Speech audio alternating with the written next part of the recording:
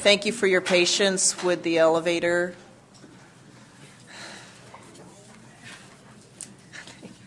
I'm glad everyone has arrived. Okay, so we'll call the regular council meeting of November the 14th to order. Council, if I could please have your approval of the agenda. There's a couple of changes here. Report B2 has been pulled by staff, so that report will not be on the agenda. B2 is bylaws, so you'll see the agenda goes from B1 to B3, and there is no B2, but I just left it off rather than having to do all the renumbering, so no B2. And then with this, as we approve the agenda, is to also include all the supplementary information on the yellow. And I would also like item RA4, the Community Grant Committee review, to, there's 4 presentations, so I'd like those to immediately follow the public question and comment period. Okay, so if I could have an approval as amended, please. Moved by Councillor Loggins. Seconded by Councillor Pearson. Any questions? All those in favor? Opposed? Motion's carried. I would also like to apologize to everyone in advance. I have this terrible cough, so I may need to step out of the room, in which case Acting Mayor Pearson is going to carry on. It comes and goes, so I just want, in case I run out of here, that's what's happening. Okay, so our first item then is adoption of Council and Committee of the Whole meeting minutes. September 22nd, special council meeting minutes. Are there any errors or omissions? Okay, move adoption, please. Moved by Councillor Pearson, seconded by Councillor Loggins. All those in favor? Opposed? Motion's carried. October 24th, Committee of the Whole. Moved by Councillor Pearson, seconded by Councillor Loggins. Any errors or corrections? Seeing none, all those in favor? Opposed? Motion's carried. October 24th, regular council meeting. Motion to adopt by Councillor Loggins, seconded by Councillor Pearson. All those in favor? Opposed? Motion's carried. Receipt of draft council committee minutes. We'll do these as a block. There's the October 4th Parks and Trails, November 1st Parks and Trails, October 20th Community Center, October 26th Program of the Arts, and November 7th the Community Grant Review. Motion to receive by Councillor Loggins, seconded by Councillor Parkinson. Discussion, Councillor Ray. Yes, just through your word.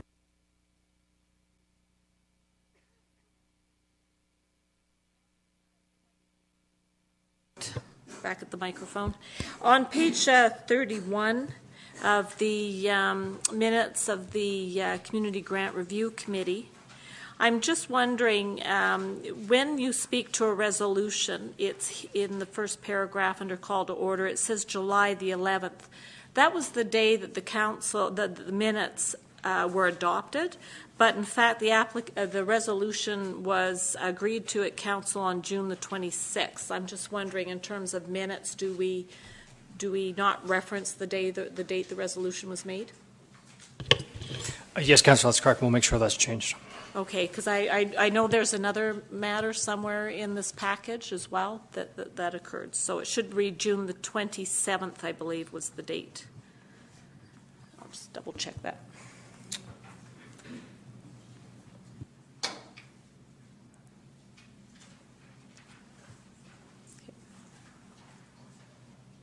Yes, June the 27th. Okay, any other questions? Okay, all those in favor? Opposed? Motion's carried. Okay, so that takes us into our delegation period. We have 3 of them this evening, and then we also have the community grant presentations. So each have 5 minutes allocated to them. We also have the public question and comment followed by the public hearing. So the timing is going to be critical, so everyone does need to stay within the allotted 5 minutes. And also throughout the agenda, councillors, if you could please remain on point so that we can give all matters the consideration that they deserve in a timely fashion. Okay, so first off, I would like to welcome Mr. Jeff Bray with Wind Mobile for item D1. And if you could please just turn on your microphone as you begin, and there is a timer there as well. Thank you and welcome. Thank you very much, Your Worship, and I believe there is a PowerPoint that's just going to be set up as well. Your Worship, Council, my name is Jeff Bray, and I'm a consultant who is doing some work for Wind Mobile. And with me is Dean Price, who is Vice President and General Manager for the Western Region, and also happens to be a Souk resident as well. And the presentation is really just an opportunity for Wind to continue its dialogue with the municipality as we start our investments for providing wireless coverage in Souk and the Capital Regional District. At this point, we haven't signed any leases. We are really just taking this opportunity to let council know, and ultimately when we're working with staff, where we're looking to make these investments and what the impacts will be, and certainly to keep the dialogue open if there's ever questions or comments through the process. Wind is the fourth national carrier for wireless services in Canada. Currently, Wind has over 1 million customers that it's providing service for right across the country. And one of the key objectives of the federal government is to have an additional national wireless carrier to provide more competition, more choice, and obviously to improve services and reduce costs to citizens. And as we all know, increasingly in our modern society, wireless services are becoming a critical infrastructure for families, for small business and large business. And certainly we're seeing here in the Capital Region that as new developments come on board, that a significant portion of new residents and new homes don't even take landlines. So in fact, their only form of communication is wireless communication. And so the benefits of having a fourth carrier in the market is obviously it's lower rates for families and small businesses. It's more choice for citizens because you have additional services that can meet the needs of different clients and customers. And also, with Wind now investing in Western Canada in particular, as Wind grows its customer base, it also grows its investments and it also grows its employment base. Wind currently employs over 1,200 people in Canada, and as we move here into the Capital Region, that will be opportunities for employment in the region with respect to retail outlets. Obviously, you have service technicians and others, so that provides that opportunity as well. And Council may have read this last year that, in fact, Shaw Communications has purchased Wind Mobile, and so now you have a Western Canadian company will be operating Wind, and that certainly, I think, is something that we like to see. Not everything has to go back to Montreal or Toronto. So Wind is really tried to take the approach as the last wireless player in the market to try to correct some of the past behaviors of the industry in terms of how it's dealt with local government, staff and elected officials, and the communities that it ultimately wishes to serve. So Wind's approach has really been one of early and often consultation and communication long before we're actually in the position where we're necessarily signing leases with landlords or making any installations or construction. And it's really to make sure that for each community that we're investing in, that Wind understands the priorities and the issues at the staff level as well as the elected official level, so that we're really making our plans based on the best options for that community. And in fact, Souk is one community, but there are 12 others, and they all have slightly different approaches and priorities. By dealing early with municipalities, it allows us to make sure that we can tailor our plans and our design to best fit those priorities, rather than coming in late in the game and saying, well, we've already designed the network, this is where we have to go, so this is the way it's going to be. And so our goal is really to be that kind of community partner that meets the needs of the community and has the least sort of impact and is seen as a good player and a good partner in the community. It's a bit of a small map, but one of the things that we are looking at is essentially when you design a wireless network, you start with engineers who look at the topography and look at all of the area, and then they design where they think the installations need to be and at what particular height to provide the best sort of coverage. Then you go out and try to find someone who's going to be a willing landlord for that installation. Then you come to staff and start the public consultation and the permitting process. And what we're really trying to do is be much more upfront and say, well, here's where we think we need to be based on designing a network, but we haven't signed leases, we're not committed to any particular location. And this map shows that we basically have 4 locations in Sooke that we feel we need to have wireless installations in order to be able to provide coverage throughout Sooke. And although this map only shows Sooke, we want to be clear that our intention and our plans is to make contiguous coverage all the way through Highway 14 as you go back into the rest of the CRD. The idea is not to have a little pocket in Sooke, nothing until you hit the Veterans Parkway. So we really are designing this network for the whole region to provide that contiguous coverage. And what we've looked at so far is we've met with the mayor. Dean and I met many months ago just to introduce ourselves. Mr. Bray, if Yes. you could please wrap up your Sure. presentation. We did look at some sites that might be most advantageous. Right now, what we're looking at is a potential rooftop installation on the Legion building, 2 towers that are on properties that are well off of any sort of residential areas and heavily treed, so there'd be virtually no visibility, and then a third either addition to a tower or a rebuilt tower, again in a very rural area of East Sooke that would barely be seen, but would provide the kind of coverage that would cover the whole area. And that's where we're at right now, and we just wanted to let you know where we're at. So, Okay. Any questions from members of council? No? Okay. Great. Well, thank you very much. Mr. Bray. We appreciate the presentation. Okay, next up is Ms. Britt Sentowski, D2, pole surveying, road closures, and detours.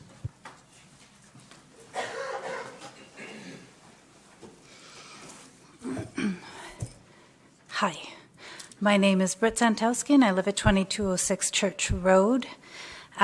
Sooke Pocket News puts out polls and I thought these findings might interest you. When asked about the importance of timely knowledge of road incidences and closures affecting Sooke, 88% of the respondents thought it was critical information, 11% thought it was occasionally useful, and only 1 voter out of 375 thought it was unimportant. Polls on Sooke Pocket News are configured so that each voter can only vote 1 time. Am I too close? No, sorry, staff, could you please start the timer? Sorry, Ms. Sentowski. I'll be under 5 minutes. Sorry. That's okay. sorry. Okay, their comments are included in your agenda package tonight, so I won't bother going over them, page 39 onward.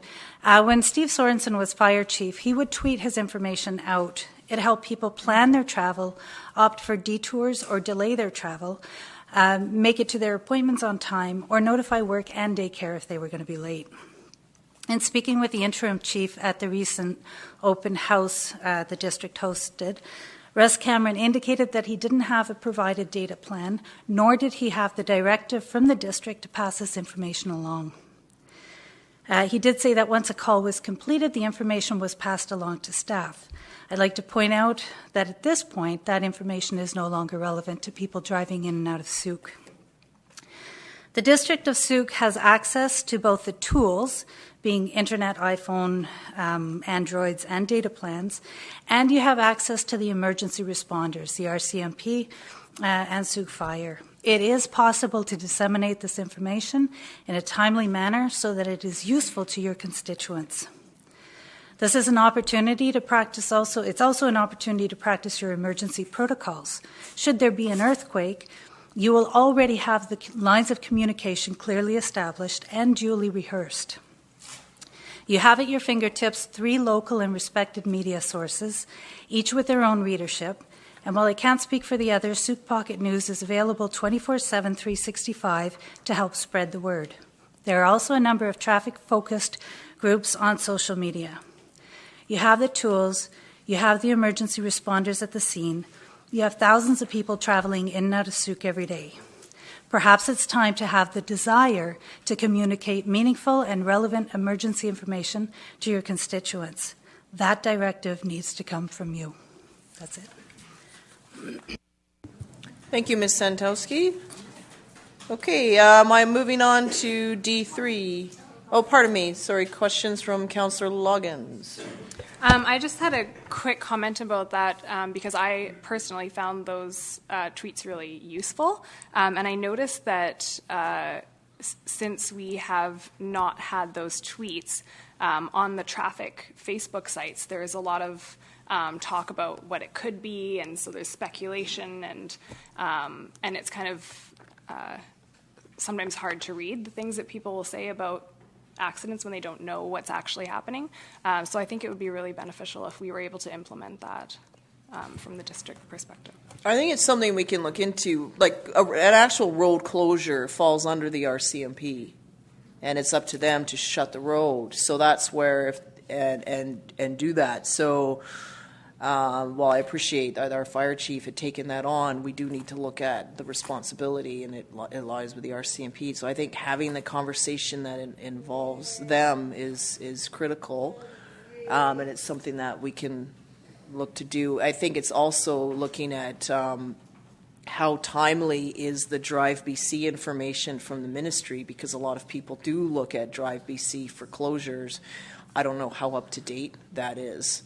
Or if it's even useful. In my personal experience, I didn't find it useful, but it just seemed very delayed. So I think it's looking at those pieces, especially when it's Sooke Road and it's not our road, and what that can look like. And then over and beyond social media, there are people that still don't use Facebook or Twitter. So and that's where I think the Drive BC piece comes on. There's also a news feed on our own website, so I think it's tying it together. But it's something perhaps in the new year we can also talk to the staff sergeant as well. Councillor Parkinson?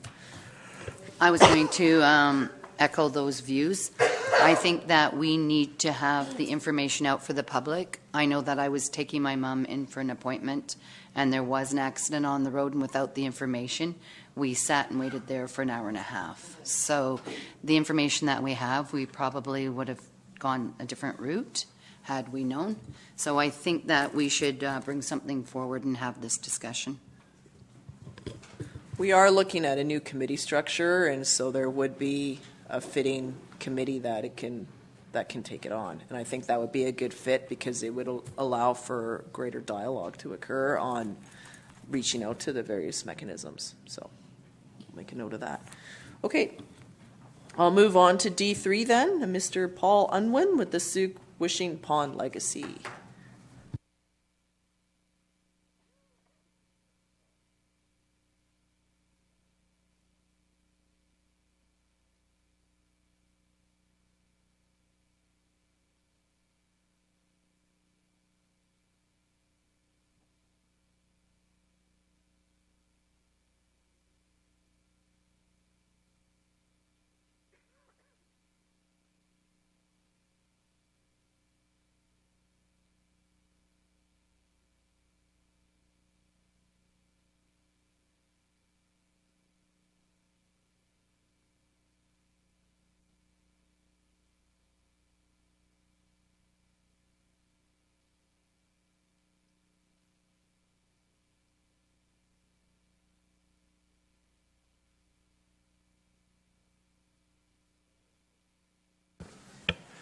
You can start counting me in now. My presentation is, I'm a local artist and I've come here to give you something tonight. I'm not here to really give you a presentation. I'm here to give you an idea that I've been working on for approximately about a year. It's an art project. And just so you know, what I've read and what I've written in there is that this project is going to be adjacent, hopefully, to our new library. I've chosen that location just so you'll know that's where it could go. It can be changed. This design can also be taken apart and put together in different ways. You'll see that each individual component here, the art pieces, can be moved around, so nothing's really in concrete. What I'm proposing is a beautiful setting near the library, or another location that maybe council would think is better. But I wanted to come up with a tourist icon, something that we can be really proud of in the community. And I see that Sooke certainly has an awful lot of potential, and this is a project I'd really like to see come to fruition. Nevertheless, the design is something that can be changed, and the cost of doing a production like this, I can give you some more information on that once, say, a location was, approved. So a location is critical to the cost of the project. But as far as a tourism icon, I think it's also important to raise the standard that we have. That also would improve our property values. I think it would also be an economic boon to the community, because I know I've been to Coombs and I've been around, so I can see the amount of people that have come there to see the goat on the roof and how much of a tourist impact that's been for that community. And I see we need to develop our central location, and with the new library being constructed, maybe that could be a great spot for this little park-like setting to be put in. As far as, making a wish and what this is a Wishing Pond Legacy project. You see people wanting to make a wish for just about anything these days, and I think this would give locals and tourists a chance to come wish for a great fishing experience or a good hike, to make it almost like you have to come and see this tourism icon.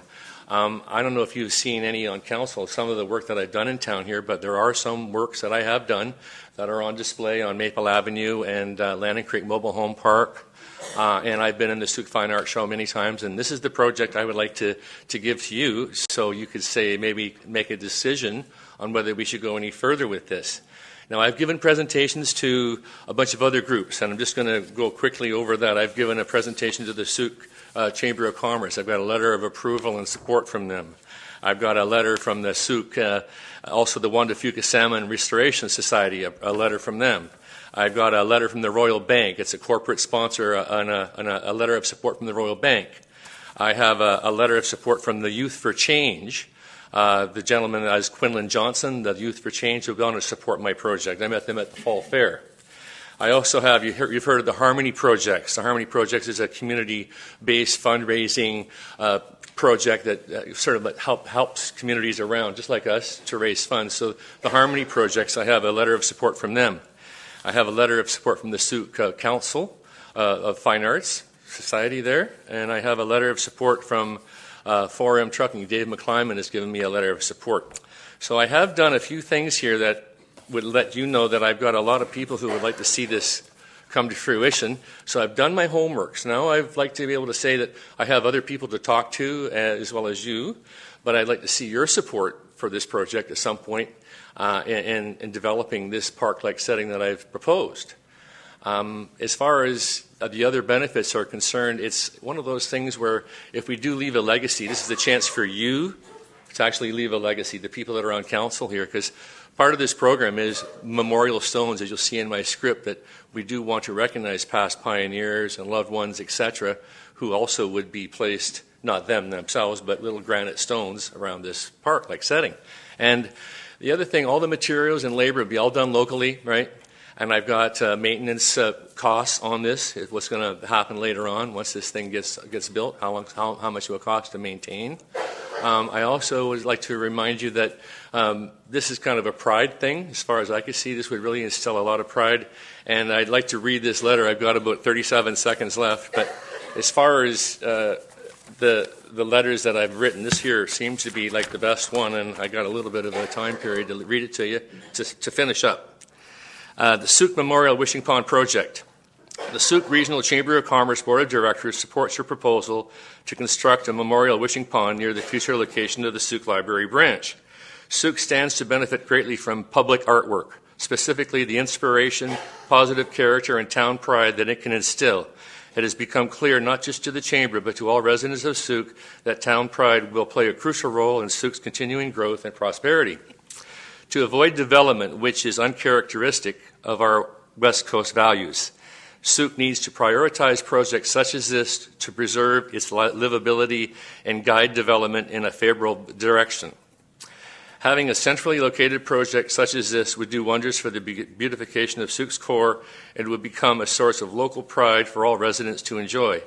Your proposal also presents potentially valuable economic opportunities, both by promoting tourism and by utilizing locally sourced materials. So I kind of like the way they've kind of put what I wanted to say. I do have other works Thank you, that I have Mr. done, and Irwin. I'm ready. I'm finished. Yeah. So Thank you. I just wanted you to have the opportunity to finish the letter. Questions from councillors? Councillor Loggins? Thank you very much for bringing this forward. I think it's timely and it's important. When we did the plebiscite question asking about community facilities in Sooke, and it was voted in favor and supported quite well by the community, we, after that, conducted a survey on what people would like to see at these community center facilities. So aside from what went in the facility, people commented, we had quite a few comments on what was outside of the facility. And many comments included water features and park-like features and places to be, places to build a sense of community. So I'm glad that you brought this forward because it does kind of play into that. Thank you. Brenda? Councillor Parkinson? Through you, Your Worship, I was just wondering what you would like to see from the district, what kind of support you would like from us. I think from what I've done my work. I've got mostly, I've put a lot of effort, and I would like to see the district to do, maybe put staff, allocate staff to help me raise funds, whether they go for grants or whether they look at different opportunities that are there for grants. That could be also done. I know I've been told by the Harmony Projects people they could do, it's fundraising projects on the internet. I know today a lot of funds do come from those sources. Maybe there could be funds that council could direct me to for the centennial this year. We have our centennial coming up. And I know these things take time, and I know that there could be a future time where we can, say, apply for a grant of this particular, and it's really needed, and we want to make it look like we really could use the funds, whether it's partial funds. And I would like to also say that a lot of the local people that I've talked to that I know would also donate a lot of their time and effort towards this project because it's a local thing, and everybody I've gotten so far, like Andy said, has been really supportive. So I think the costs could help with that. So that's what I was hoping council could do is help me with staff to apply for funds, possibly. How's that? I think it's a great project, and I think it would look lovely in our town. So I think that we could, with the different committee group, maybe put something forward for that. Yeah, your input would be great because you can put all these pieces together and you can say what kind of clock you want. Like I love to see a town clock with chimes. It's also that kind of a design. So I don't know whether that's important, but there are things like that can be adjusted. I don't think a heron doesn't really stand on top of a snag. No, they don't stand there, but I want to move them around to make it look, even in my script, that some people actually can try to throw a little loop around the heron's neck and raise funds for local charities. Okay. Thank you very much, Mr. Unwin. I think as we go into the new year and we sort of complete our formalize what our strategic priorities are going to be for the next couple of years, our budget, the committee that Councillor Parkinson, then we can look at seeing where this will fit at that time. So the timing of your delegation is I thank you for that. It's good time, and then we can just look forward and see where we're going to go. To discussing this in future with me? Potentially, yes. Okay, thank you. Yeah, we'll leave it at that. Thank you very much. No, that's very nice. Thank you. Okay. So our next item of business that completes our delegations is our public question and comment period. So, sorry. This will be for any item with the exception of the public hearing that has its own particular public portion. So it's for all other items. So if any members have anything to bring forward, if you could just please come forward to the microphone. We require your name and address. And if you could also let us know which item of business you're speaking about, that'll just help us navigate to that part of the agenda. And please remember to turn on the microphone, and there's 2 minutes per speaker. Thank you.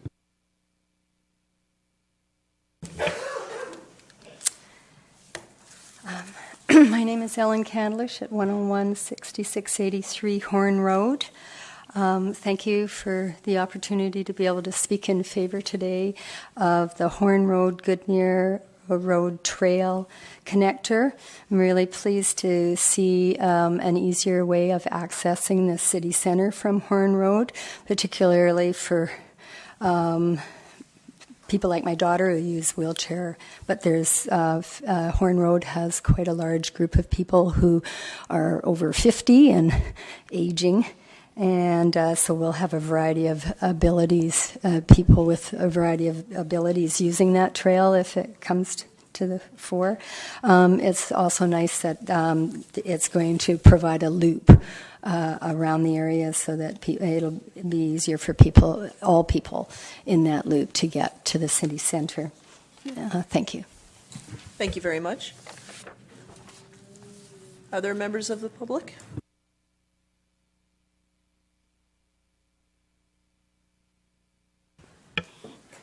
Ellen Lures, 5526 Souk Road. I want to speak to the financial, what's it called? Amendment. I don't think there's enough time for anyone to go through this, first of all, and for me to comment. That 2 minutes is not enough, and I think that this needs to go to a public hearing, this financial change. There's a whole lot of changes in here. We have corporate expenses up. We have the boat. I want to ask about the boat launch parking lease, the boat launch trail, the boat launch expenses, the downtown parking lease. I don't recall any of those going through council, and I see that they've all been done, and I just would like to know, is this why we're doing this change to the budget now? It seems kind of odd that you spend the money first and then you put it on to change the budget. And also the amount of money, the $1.42 million, that was borrowed or was surplus is what we were told, and now it's borrowed, and I still don't understand where it's going to be paid back and how long it's going to be paid back. Is it 5 years? Because if it's 5 years, then it should have gone to the public to be voted on. So there isn't anything clear in here, and there's a lot of questions that I'd like answered, and I don't feel that this financial plan should be moved at this time. I think there's more questions that need to be answered. There's a whole lot of questions I'd like to ask, but there is not enough time to ask them and have them answered. There's just too much. You've also got the parks and maintenance. Parks and maintenance was for 2017 was supposed to be $220,396, and what you've got now, you've got $333,004 or $4. I mean, all these increases. I'd like to have them discussed before this budget is passed, because it looks to me like a large increase in taxes. Thank you. Thank you, Mrs. Loers. Other members of the public?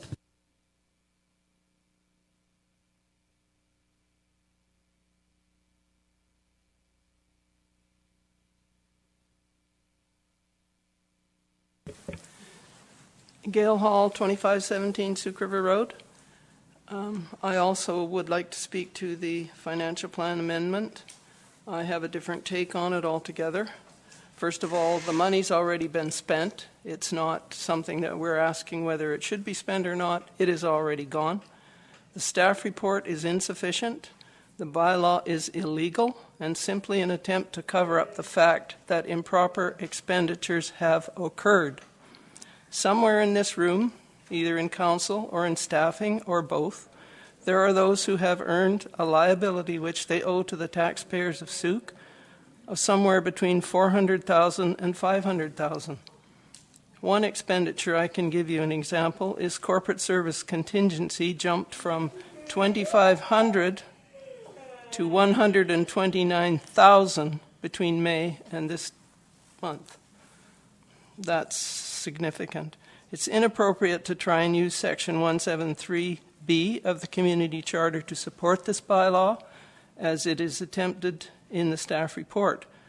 Section 173B is to be used if there's an emergency and emergency funds are required only. Perhaps there's a need to consider the word bylaw. Break it down if it puzzles you, and you will see by law. The allowed expenditures are listed in a bylaw. They're to be dealt with by law. Once the bylaw is ignored and the law is broken, it can't be fixed by writing a new bylaw to cover the misdemeanor. This is by far the most disturbing and disconcerting issue we have seen in this room. If those who would govern us are free to reach into our pockets anytime they run short of money, the system is clearly broken and the trust is gone forever. Thank you. Okay, we will take that into consideration when we get to those areas of the report. Other members of the public?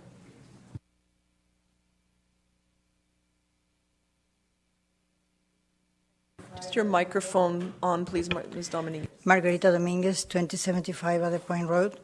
I am here for two subjects in the agenda. One is Sea of Leash Park, and we were the ones taking Jasmine excavating to see all the parks, and we also offered to take some of you to see it. Not because we are choosing those locations, but because there are complaints that people do not want dogs in Whiffenspit. I don't know if you're going to ban dogs from Whiffenspit at all. We thought that the compromise that we offered is a good compromise, because the rest of the day they have to be on leash. and it's only 5 hours in the day and night and very early in the morning that they're going to be loose. That you don't need to spend any money because Whiffenspit doesn't need a fencing. And the garbage bins, even if we need more garbage bins there, they are in place, which means we thought that is a compromise for the district to don't spend money. But if it's the other choice, we went to John Philip Park is 1 acre and 1 acre and a half. I gave to Ms. Parkinson, I gave all the measurements and the numbers, but they don't appear in the minutes of the parks. And the part that we think that is going to be less expensive is the one just in front of the, how you call the Sook River, not the big trails, the other one, the little one beside. And we think that one, if you decide to offer the city an off-leash park, we think that one it can be possible. We need a little investment only, perhaps in excavating, or a little, not too much, not too fancy fence. And we would like to know, because this issue has been for 5 years already, we would like to know when is the discussion, this decision, how long you're going to prolong the public discussions, because there were previous petition of 547 signatures, and we have a petition on the going too. And we have a lot of support for this, which means we would like to know, we don't want to spend another 5 years on this, we would like to see, because the city is growing and the problems are growing. Okay. And the other thing is, sorry about that, is regarding... Ms. Dominguez, yeah? Sorry, the time is... Okay, I can talk about the other issue on the agenda? No, if I can invite another first-time speaker up, and then if you wanted to come back. Okay.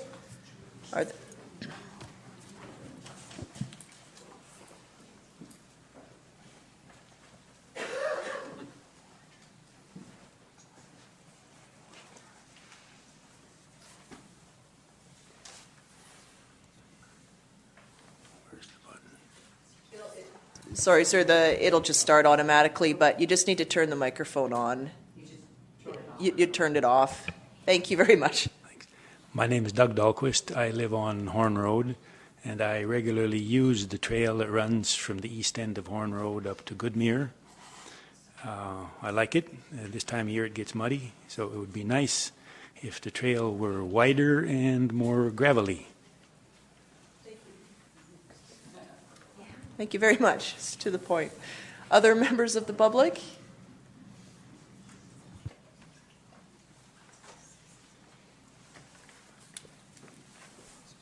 Hi, Jeff Bateman, 7083 Briarwood. A few points. I noted in the agenda tonight, the SUIT program, the Arts Committee had a note saying, quote, while it is understood that the district is reviewing the future of all committees, members commented that it would be courteous if the district advised its volunteers in advance. So speaking as a volunteer with the Climate Change Action Committee and the Community Center Advisory Committee, I do concur with that, and I'd like to hear sooner rather than later on that subject. On page 123 of tonight's agenda, there is a request for rezoning from rural residential to small lot residential, and this moves a property that would have had perhaps 3 homes under the rural residential to 11 lots, squeezing a lot of single-family homes into an area that is traditionally rural. And so the question from me is, where are the limits of our urban containment zone in Souk? I had thought the western boundary had been drawn at Whiffenspit with the Herons View project. And as one of many Souk residents, 52 seconds, who wish to see the district retain its rural character, I'd like to see us keep that urban containment zone clearly defined. Cell phone tower on the rooftop of the Legion definitely is better there than behind the Lazy Gecko, as facing the waterfront as was proposed in 2012. Regarding the arts installation, I think that something of that nature might be best put forward as a request for proposal to the larger arts community.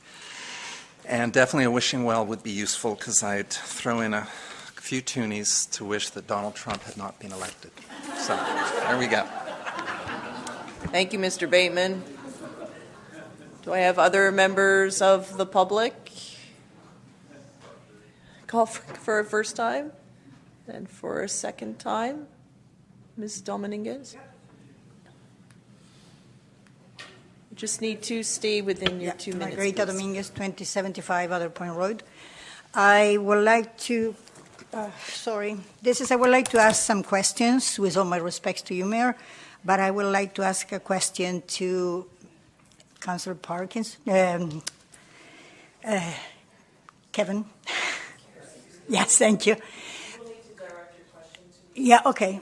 When in the discussion in October 24th, in this agenda, so in the minute clarification on items, we requested for the two parties, for the two items for Whiffen Spit. I know that it came out, you decided that the clarification on the item is solved. Now, when we talk about the parties, it was directly in Whiffen Spit. And you asked me strictly, Councillor asked me strictly the two things on Whiffen Spit which are. And then I divided the things and I explained both things. On the table, it was clear there was Whiffen Spit. Now, when the minutes come out, the Whiffen Spit is not consideration anymore. It's just waiving the fees. Because the motion was not written, in the motion it was not explained, there was Whiffen Spit. I consider that misleading or, corporate office. I consider that cheating in a certain way.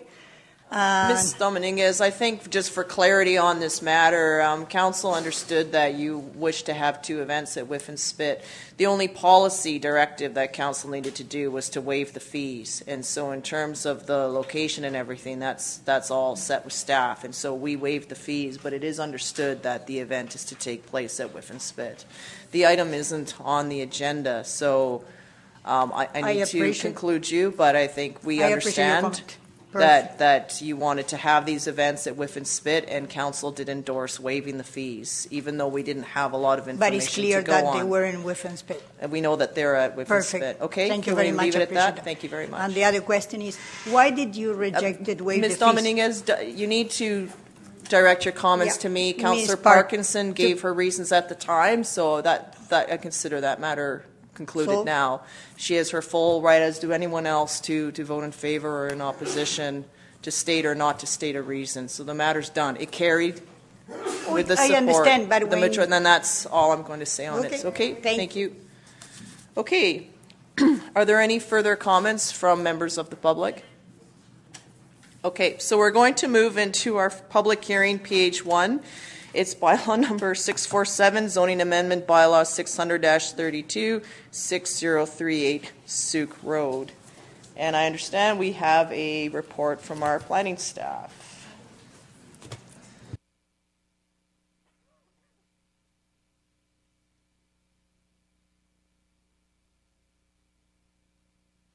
Oh, pardon me. My apologies to everyone. We actually are, it's the community grants piece that is next. Sorry, I had my arrow in the wrong spot. Okay. My apologies. So first up, I would like to welcome, Council does have some supplementary information.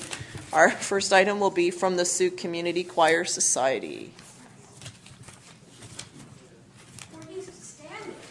Yes, but you'll need to turn on your microphone. And just a reminder that you have 5 minutes for the presentation. Thank you very much. My name is Phoebe Dunbar. I'm one of the directors for the Sooke Community Choir Society, and with me this evening is Sally Tishkowski, who is our president. And when you get to some questions, should you get there, Sally would be pleased to come and join me, because we're a little bit separated right now. Anyway, good evening. Now that this request is back to you, the request is now being heard by the whole council, because we got a little bit lost in the process last week. But we're assuming the criteria for this grant request remains the same. That's okay to assume? Okay. So we have presented to you a picture of this wonderful piano and why we're here and the rationale why we need some piano accessories. You may or may not know that this piano that was gifted to the choir a year and a half ago, its home is the community center. the community hall rather, and part of the agreement with the community association is that we are able to keep the piano on the floor, not on a stage, so it is more accessible for all the multiple users of the hall. But part of that agreement included that we create a box so the piano is protected from karate, baseball, soccer, whatever else goes on there, wild dances. And Mike Thomas with the Lions, we're pleased that they were able to support us, and they came forward in September and built a very special crate. But if there is a lot of use for this piano, we still need a custom-fitted piano cover.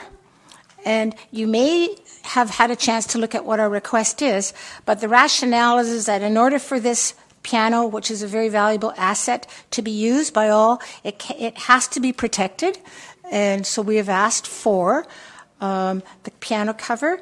And then when we put this proposal together, it was just prior to September the 30th, Sally, through, do we tell him, Sally? Sure. Princess Auto, was able to get some very good wheels so we could protect the floor, because that was part of Carl Nell and their board's concern, that if we kept moving that piano around, and because we couldn't afford to keep lifting it off the stage, because every time you move it, you're running the risk of damaging it. You have to pay a mover and then likely a piano tuner, so it would be very expensive. So it's in everybody's interest it remains on the floor. So to Sally's, our gratitude to Sally, because now our request likely cannot need to include this thing called a piano dolly, which is $1,000 in our request. So we wanted you to know that, especially if we heard that there may not be sufficient funds in the Grant B fund with all of the requests before you. So we thought, well, we could still live with the temporary wheels from Princess Auto. It's not quite what we wanted, but it means our request to you now would be $1,050. Okay, thank you, Ms. Dunbar. Just to council, we have the 4 requests, and then there's the deliberations from the committee to follow. So are you wanting to approve items one at a time, or do you want to wait till they all come forward later on? Or are you looking to do them one after the other? I would like to do them. Okay, Councillor Parkinson? Your Worship, I would like to see we do them each one at a time. After each presentation? Okay, yes, so in this case then, there is a request then from the Sault Community Choir Society for a grant in the amount of $1,050. I'll go to Councillor Ray, then to Councillor Loggins. Thank you, Your Worship. I think there is not sufficient funding remaining in the Grant B for all of what's being requested this evening. And so if it means first up would receive the funding, then the council will have to decide where the remainder of the funding will come from. And, and that's going to be based on whether or not you support the Community Grant Committee's recommendations. So it's a little bit more complicated than just doing first up. Right, okay, Councillor Loggins. It's not working. Oh, there might be too many. Oh, maybe it's. There we go. Thanks. I was going to echo what Councillor Ray has stated. I would like to determine where the funding would be coming from first, because we have to look at council contingency and other means of funding in order to, I think the other one is the Category A grant pot as well. So I don't think it's too much of an issue, but I do want to kind of see the presentations first, and then that way we have available funds. Okay, so we have different in opinions, so I'll just get a council motion then that we hear the presentations and review the amounts after as one option. The other is to review them one at a time. So if someone would like to make a motion to either effect, go ahead, Councillor Loggins. I'll make the motion and just under the understanding that when we do review them, we review them one at a time, if that's the wish of council, like instead of as a block. Well, that we hear the presentations and then we'll deliberate as a block on them all for afterwards. Each, Yeah. Okay. Yeah, I'll make Is that that motion. clear for everyone? Councillor Pearson. So we're going to hear them all first. We're going to hear all Okay, the gotcha, okay, presentations, that's fine. and then we will deliberate after at the same time that we review the recommendations from the Community Grant Review Committee. So we can do them all in that section under RA4.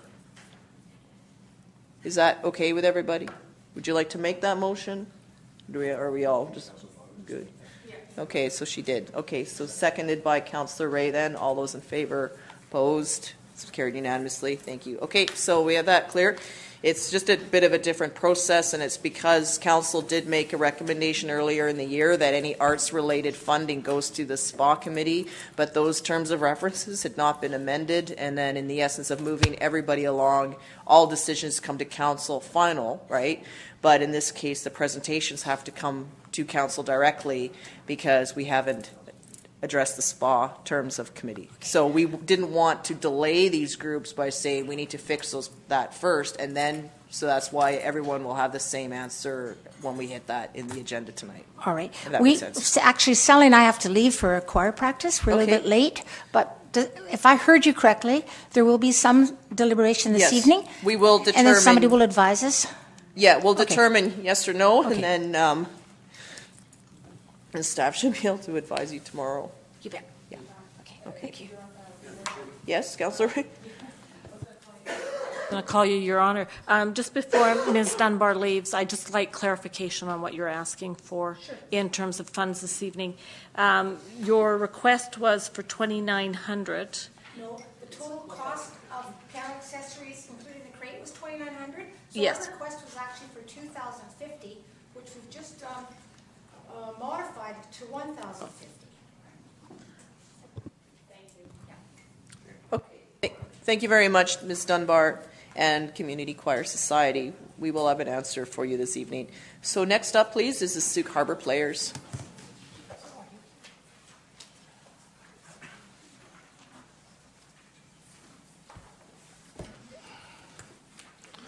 Good evening, Madam Councillors, ladies and gentlemen. My name is Andrew Donnelly, and I have been recently elected as President of the Sauk Harbor Players. I was quite surprised last Monday, having been asked to attend the meeting of the Grants Committee, only to be told by the committee chair that the meeting was going to be deferred. I was ready then. I'm a little bit nonplussed by it. I can only assume that we submitted our grant to the wrong department, and our apologies. In my opinion, there's not much difference between the various organisations who come to council with our begging bowl in hand, like Oliver Twist, asking for more. Sauk Harbor Players, as you know, is a non-profit organisation who, for the last 34 years, have tried to put on the best quality plays and musical theatre possible. We're all amateurs, but we attempt to put on the most professional show possible. Like sports teams, we too have young, talented people we encourage to use and grow their talent in what is the oldest profession in the world, entertainment. The grant we've applied for, if we're successful, will be used for our upcoming production of Annie and will help with the purchase of much-needed new, up-to-date technical equipment for use in the theatre on the audio side of the production. We've had some problems with the older sound equipment, for example, microphones failing and sound reverberations, etc. We would, of course, be willing to make the new equipment available to other EMCS users. You will realise, of course, that the cost involved in producing a musical like Annie is not cheap. We have sets to build, stage props to hire, costumes, etc. to hire, and lighting to improve the overall appearance of the show, which are all transported into Sauk for a little cost. We also have to pay for the hire of the venue, both rehearsals and production dates. Sauk Harbor Players usually breaks even, and in some cases in our fiscal year we make donations to others less fortunate than ourselves. Thank you very much for your time tonight, and I hope you've all bought your tickets for Annie, and look forward to seeing you all at the end of November, early December, at the EMCS for Annie. Thank you.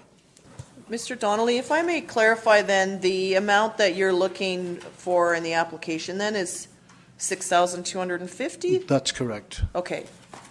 Questions from councillors? Councillor Loggins and Parkinson? I just need to declare conflict of interest with the lighting, sound, and audiovisual, as that would benefit the EMCS Society, who also contributes. Essentially, it would be financially benefiting the society as well. Oh, okay. Yeah. So we'll separate that out when we do that in the deliberations then, and they'll have to kind of be done one by one anyway. Councillor Parkinson? So I was just going to ask, would you be willing to take a lower amount as well? Like, do you have is there an amount that would suffice if it's not the 62? Can I consult with Cameron, please? If we have to. Yes, if we have well, to. As you're aware. I realise that there's not an awful lot of money in the pot, and yeah. Yes, we would. Okay, thank you. Thank you. Okay. Could I just add to that? Sorry, the presentation piece is completed. We need. Okay, I think we have an answer there. Councillor Ray? Yes, through your worship. Just a quick question. You've got MTI license for $6,500. What's an MTI license? I again will have to confer. Okay. So that is the right to use the music. Yes, Oh. yes, it's the rights. So it's the intellectual right. Okay, thank you.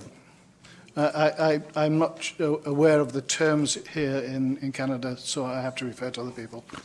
Thank you. And by the way, you did submit your application through the right avenue. It's just because we made a resolution to direct all of our anything arts related to a different committee, and we had not amended that committee's terms of reference, that it has to come before council. All recommendations do come to council in the end anyway, but in this case, in the matter of hearing all the grants and making a decision on the same day, that's why your presentation had to come before us this evening. So it's our apology to you that this happened. But thank you very much. Thank you. Okay, so our next item then is the Sooke River Bluegrass Festival.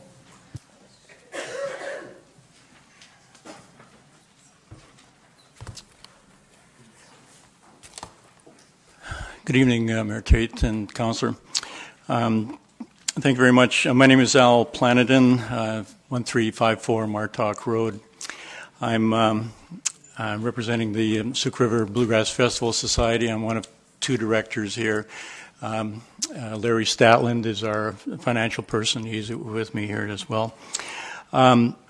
We have been before you before council before requesting support for the festival. We're in our 15th year coming up in 2017.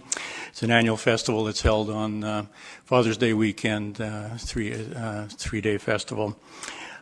We are grateful for the support we've received in the past. We haven't always been a good fit for you under both category A and B because we're very operational in nature. We haven't had a lot of capital expenditures. But we feel this festival is a great festival for Sooke. We've been working for many years now to make it a signature event for Sooke. It's the earliest festival of its kind in the Northwest.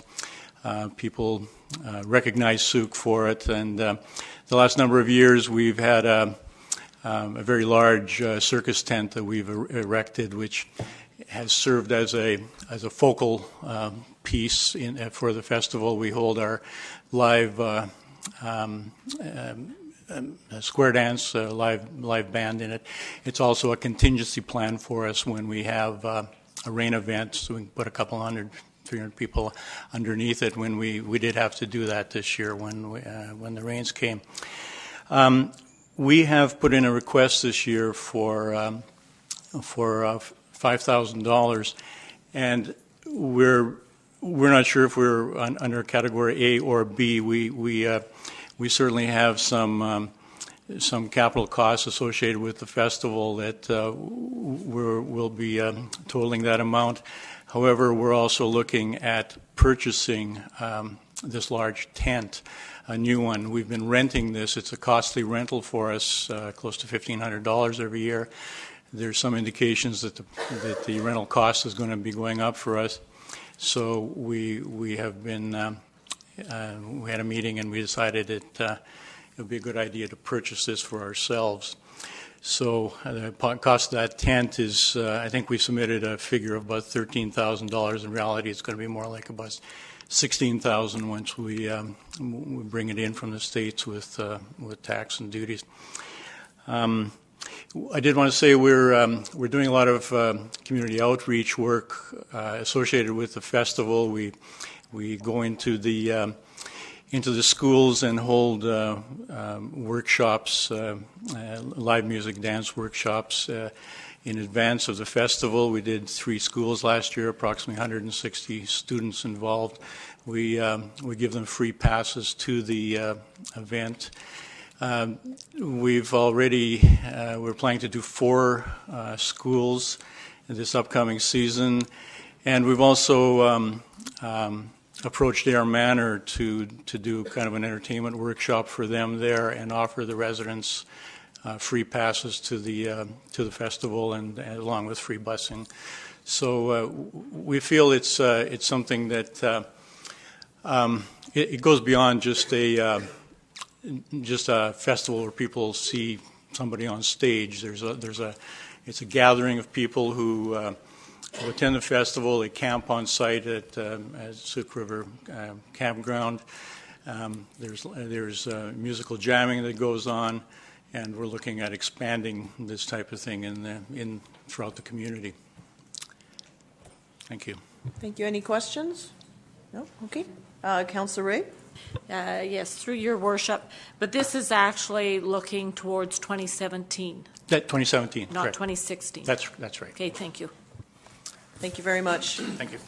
Okay, and then our final presentation, it's not art related, it's the Suk Food Bank, but I understand that there is a variance there, so the grant committee has asked for some additional information. So, welcome. Thank you. Hi. So we appeared in front of the grant committee last week, and I had asked to have an audience to discuss our garden program, which wasn't our grants. So I was under the impression we can do that tonight, but I guess I have to apply for a delegation to come. I'm sorry, Carrie, I misunderstood you. So yeah, I'm here asking for our turkey money, the usual for Christmas, and then the food bank money.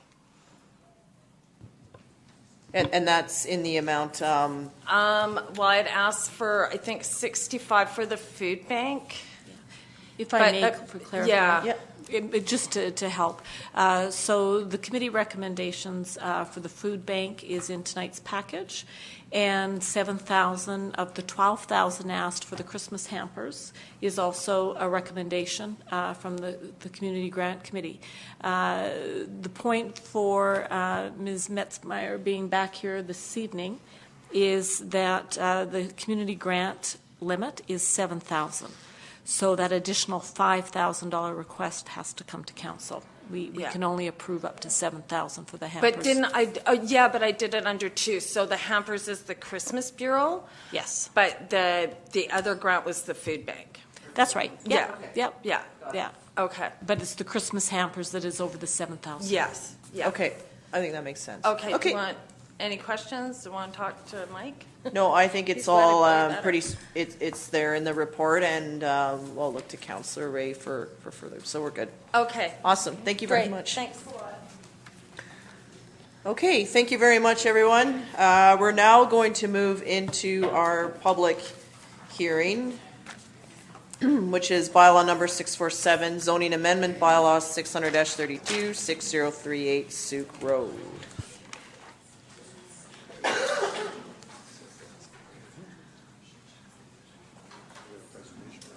And we have a staff report, I believe. Yes. Okay. Thank you and welcome, Ms. Lashane.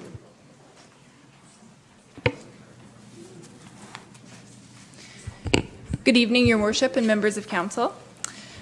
The purpose of this application is to amend the zoning on the property of 6038 Suk Road to allow for a community care facility so that the applicant can operate a daycare for up to 60 children. This property is located at 6038 Suk Road and is directly adjacent to Cicinos Elementary School.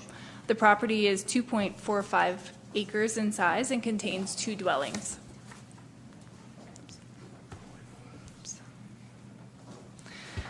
This map is showing the zoning context for the property. In order to facilitate this proposal, it's proposed that the RU portion of the property become P2, which is a community facility zone, and the use community care facility be added to the existing RU3 zone.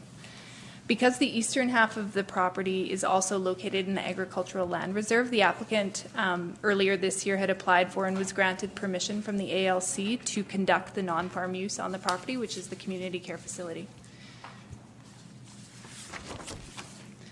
Staff has found that the application is consistent with the official community plan and notes that the proposed use fits well with the existing neighborhood. Staff has no concerns with the application.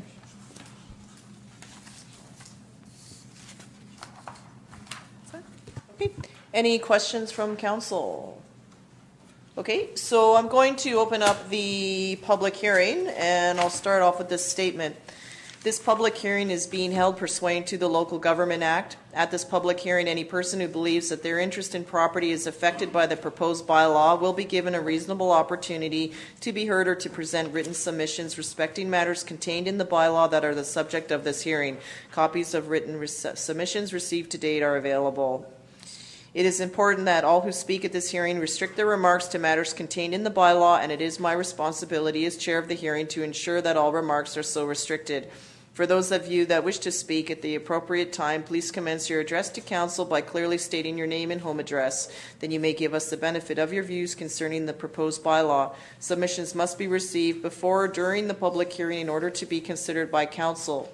Members of council may, if they so wish, ask questions of you following your presentation or submission. However, the main function of councillors this evening is to listen to the views of the public. It is not the function of council at the public hearing to debate the merits of the proposed bylaw with individual citizens. Everyone who deems his or her interest in property to be affected shall be given the opportunity to be heard at this hearing. No one will be or should feel discouraged or prevented from making his or her views known. Please note that this hearing forms part of this night's meeting of council and as such is being video recorded. Videos and their contents, including any personal information disclosed during the public hearing, will be posted on the district's website. So on that note, I would like to welcome any members of the public that have any comments in regards to this to please come forward, and if you could please state your name and address.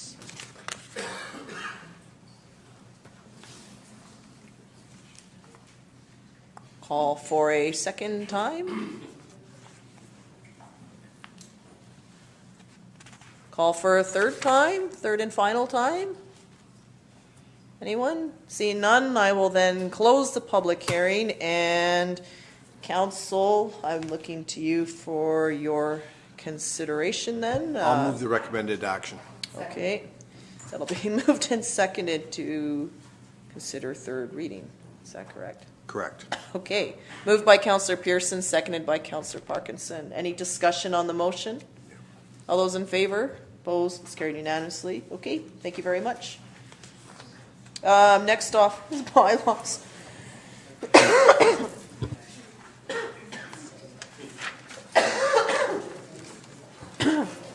Okay, so our next item is bylaw section. It's B1, number 658, the financial plan amendment bylaw.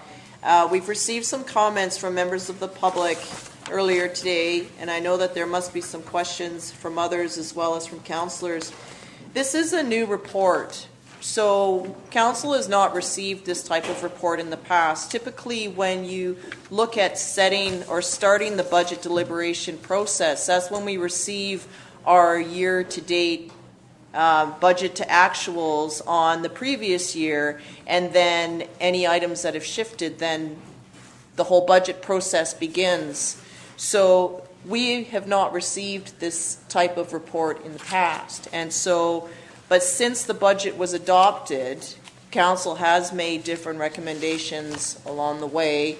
I know recently with equipment that we've acquired for our fire department have come forward, and so that's why this report has been introduced.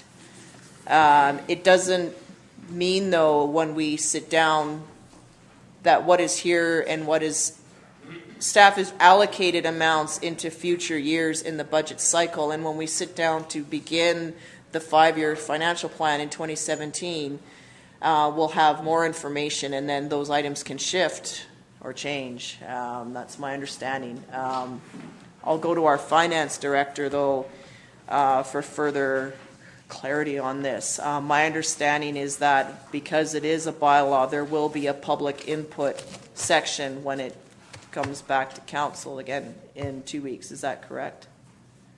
That's my understanding. Yeah, so it is a bylaw, and it does require an amendment, so 3 readings and then another meeting for fourth and adoption. So there is time for public questions. This is a budget amendment. It's not a new budget. So the 2017, because it's a 5-year financial plan, the other years have to be included in this. I can't just leave them out. So that's why they're in there. Obviously, when we do a 2017 to 2021 budget, that's the opportunity to really sort of get into the discussion on the details and the line items. Some of these things, though, are in here. They have been committed, so they are. Some things are do stretch over a number of years. Others, for example, parks. I mean, it's already been a decision to bring parks in house, so that can be in the budget now. Certainly, it's going to still be refined, I think, by the time you see the 2017 budget.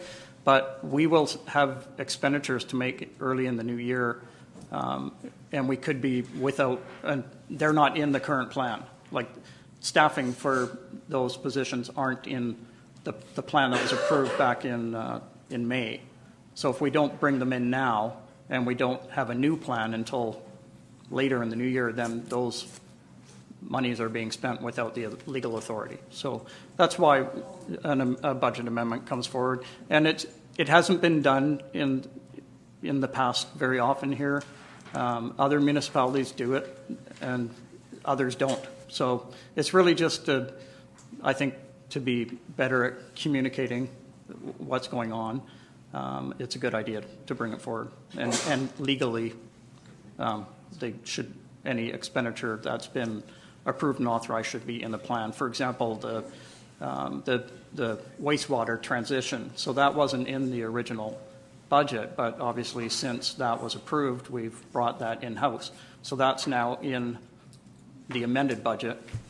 But it doesn't mean the 2017 to 2021 numbers still can't change. So I hope that answers your question. Okay. Councillor Parkinson? So I do have quite a few questions in regards to this, like a great number of them actually. And so I would like to see this brought to a committee of the whole. I would like to actually move that we bring it to a committee of the whole so that we can go through it like lines like we have done in previous times, so that I know what is going on with that. I had circled the contingency plan as well, which was $2,500, and now it's at $172,000, and there's numerous things like that that's in this budget. So I would like these questions answered for me to be able to approve this, because you're asking for first, second, and third reading. Okay, so you're making a motion, though, so you Yes. would like to see this report then move to a committee of the whole? So we can discuss it, and we can have community input as well. Okay, is there a seconder for that? Yeah, I'll second. Okay, it's been moved and seconded by Councillor Parkinson and seconded by Councillor Loggins. Okay, so let's discuss moving it to a committee of the whole. I have a question. Councillor Ray? Yes, through your worship, just in terms of, is there any requirement to the Director of Finance? Is there any requirement in terms of when this has to be completed by?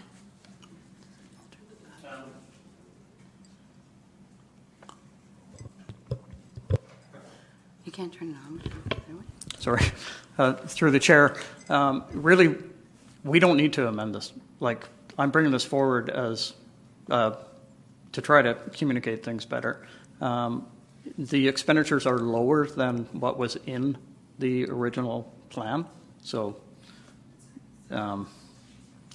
if you read the community charter, it's not very clear on when you would amend a budget.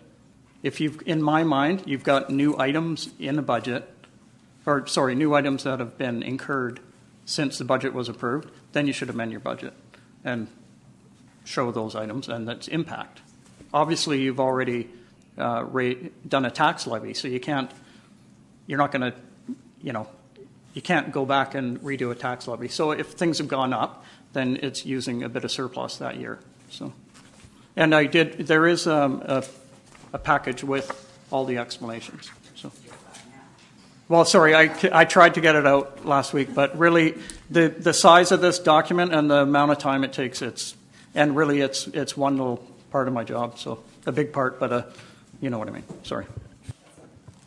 Yeah, it's a new report, so it hasn't come before, and usually when we start the budget process, that's when we get our actuals for the previous year. I don't recall ever seeing this. And that's where it's a matter of, with the resolutions or various actions that have taken place so that we know where we're at. And that's where the notes have come forward from our finance director. Councillor Parkinson? So in here as well, it states under grants that we have the Chamber of Commerce, and it shows the same number all the way through for 17, 18, and 19. So that would all be out of there, right? So in 2016, did the Chamber have to refund money when they, or, pardon me? There would have been an adjustment because of when they gave notice and when they received a quarterly payment. Yeah, so there's just a whole bunch of questions here for me. Okay. Councillor Ray? Yes, thank you, Your Worship. I don't support going to a committee of the whole. All of the notes are here for what it explains in terms of why. All of these things, if you look at the capital expenditures, all of those items, the fire department, equipment replacement, the cylinders, the units, all of those have already been approved by this council. So I'm not quite sure whether or not that we need to set a whole evening aside for a committee of the whole to go over a few questions. I would rather see, if you have questions, that we either table it to later in the meeting to give you time to look at it. But I don't support doing a whole committee of the whole when almost all of the notes explain everything that's in the document. There is a process with this where the consideration is first, second, and third reading this evening, and then in 2 weeks' time, it'll come back to council again, if I'm not mistaken, and there will be a public input portion allowed on that segment of the agenda. Is that correct? You can certainly allow that, Your Worship, if you wish. Okay, and then so there'll be 2 weeks then for council to have any questions or any members of the public to get in touch with staff and to have these, and then it's going to come back to council again. So it's already set up that way. All right, any further discussion then on the motion that is set right now is to schedule a committee of the whole. So I'll call the question then. All those in favor of committee of the whole? Opposed? Councillor Loggins, Mayor Tate, Councillor Ray, and Councillor Pearson are opposed. So well, they'll both be recorded anyway. Okay. So there is a recommendation. Do councillors have other questions? And again, I would encourage you to also talk to our staff. But Councillor Loggins. Do we need a motion, and this may be through you to staff, I'm not sure, but do we need a motion to suggest that we have that public input, or can we just be assured that that will be on the agenda? We can make that motion. It's when we give first, second, and third reading, and then add it at that time as well, and then it's there. Okay, I'll move that then. Okay, so do you want to give first reading then? We move first. Oh, I think we have to first, do second, them third. all individually. And then do that motion at the end? Yeah, we'll add it at the end. Okay. So Councillor Loggins is moving first reading. I can move. During these readings, we'll be given a chance to ask some questions about this, or are we? Well, you can ask any question now if you like, and then we can go into the first readings. Yeah, I have a question before I'll move first reading, which Okay, would go be ahead. Specifically for which one here? the community spaces seasonal adornment. There's $30,000 on the budget item for the tree and the roundabout banners and lights. And I don't recall us putting aside $30,000 for seasonal adornment. I thought, and I could be wrong, I thought it was only $10,000. So I'm wondering how that jumped up to 30, because I don't think that came to council. It didn't come to council. I know that there were the seasonal adornments, and perhaps it falls on me where I'd said that we have these light posts that don't have any banners on them. And maybe we need to look at actually putting banners on them, or we need to look at not getting light posts that hold banners. And so in terms of timing, banners for the season were ordered.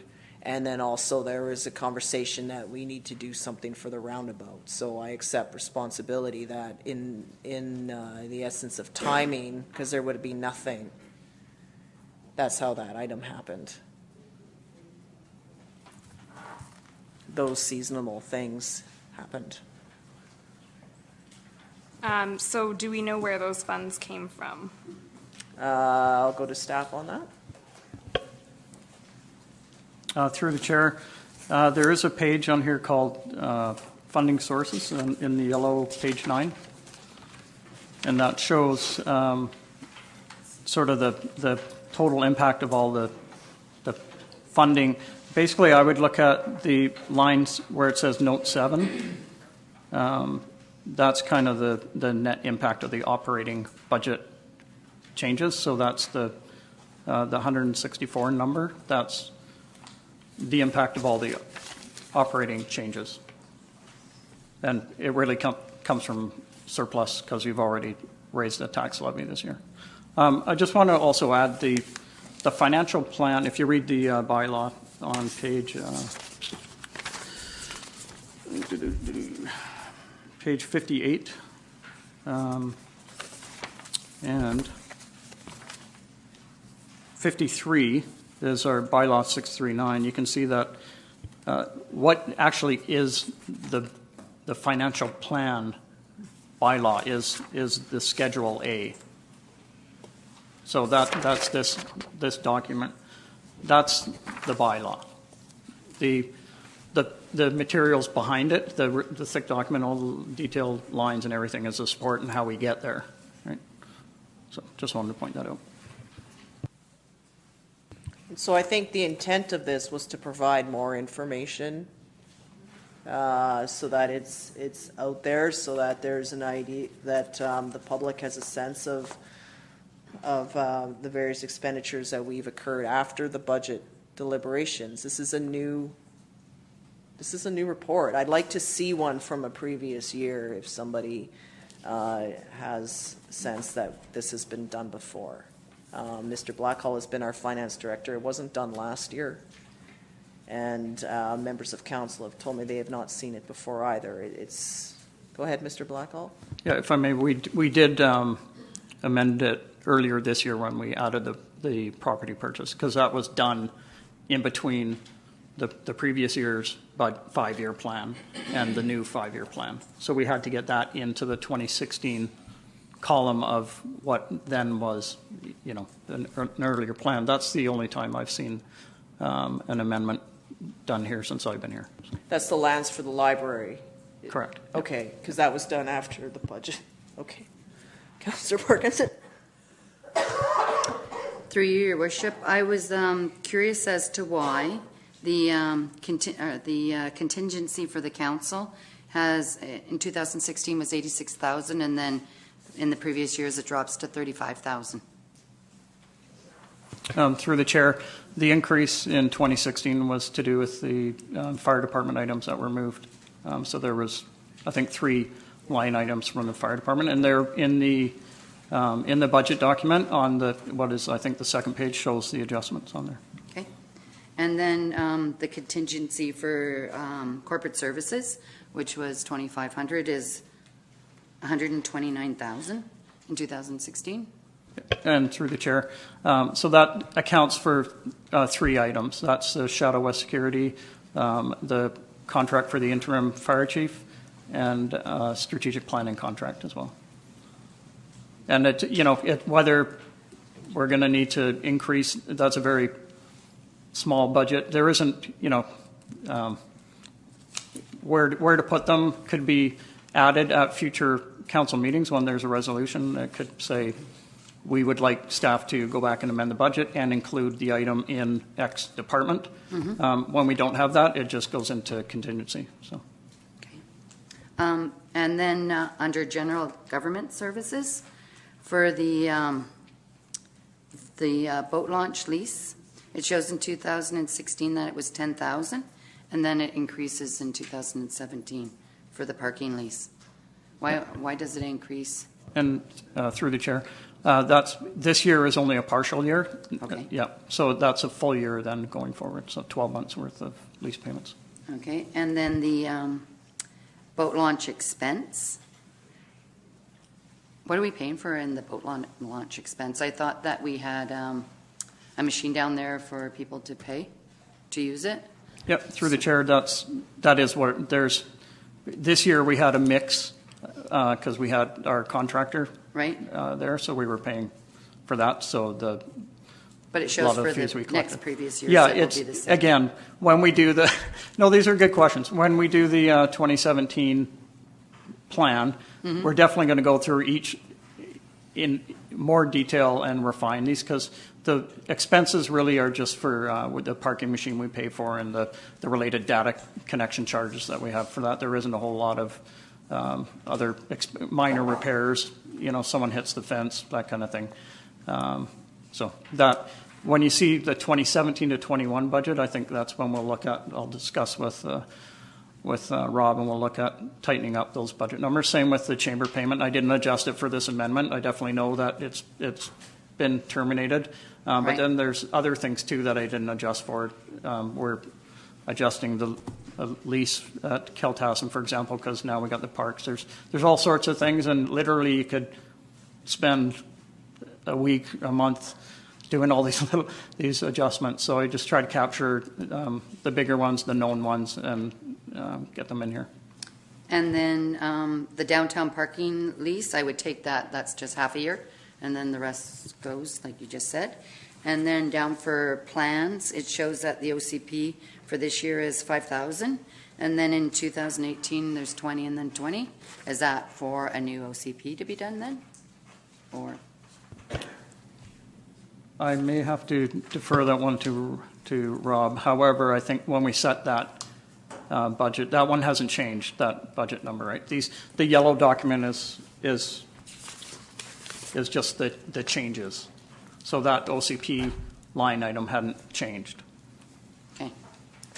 And then for the fire department, it has the numbers here, but we just approved for equipment or something for 72.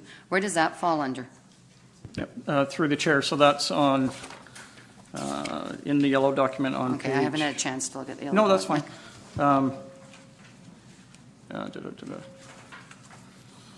That's all page under... number 3 of the yellow document, and it's. Yeah. Oh, sorry. It's actually on the capital page, which is page number 7. So you'll see the fire department SCBA cylinder replacement, SCBA units, saw replacement, et cetera. Those are the items that were in the interim fire chief's report. Okay.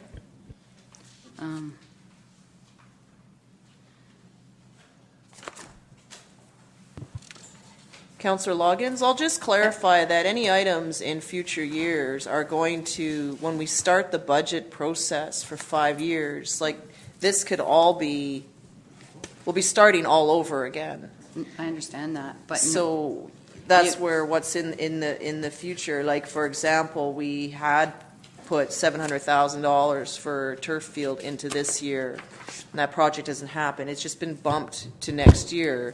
And then we'll see where that project sits, whether it's going to stay there or shift to a future year. As our staff member said, these items have been moved for that reason.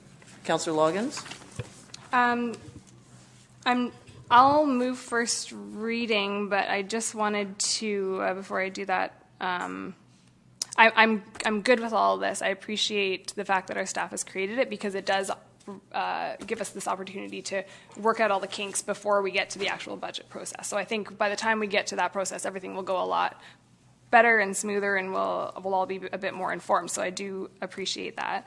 The one piece that I don't agree with is that, or at least maybe I need more clarity on it, was the extra $20,000 for the seasonal adornment, because that comes out of, if I am correct, that's part of the tax increase.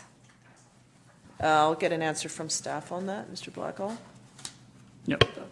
Through the chair, that would be out of surplus as it stands right now. It could be by the end of the year we have a surplus, and it's covered by that, if you know what I mean. Because some revenues are still tracking. Building permits, for example, are tracking well above what was the budget. There's other lines too.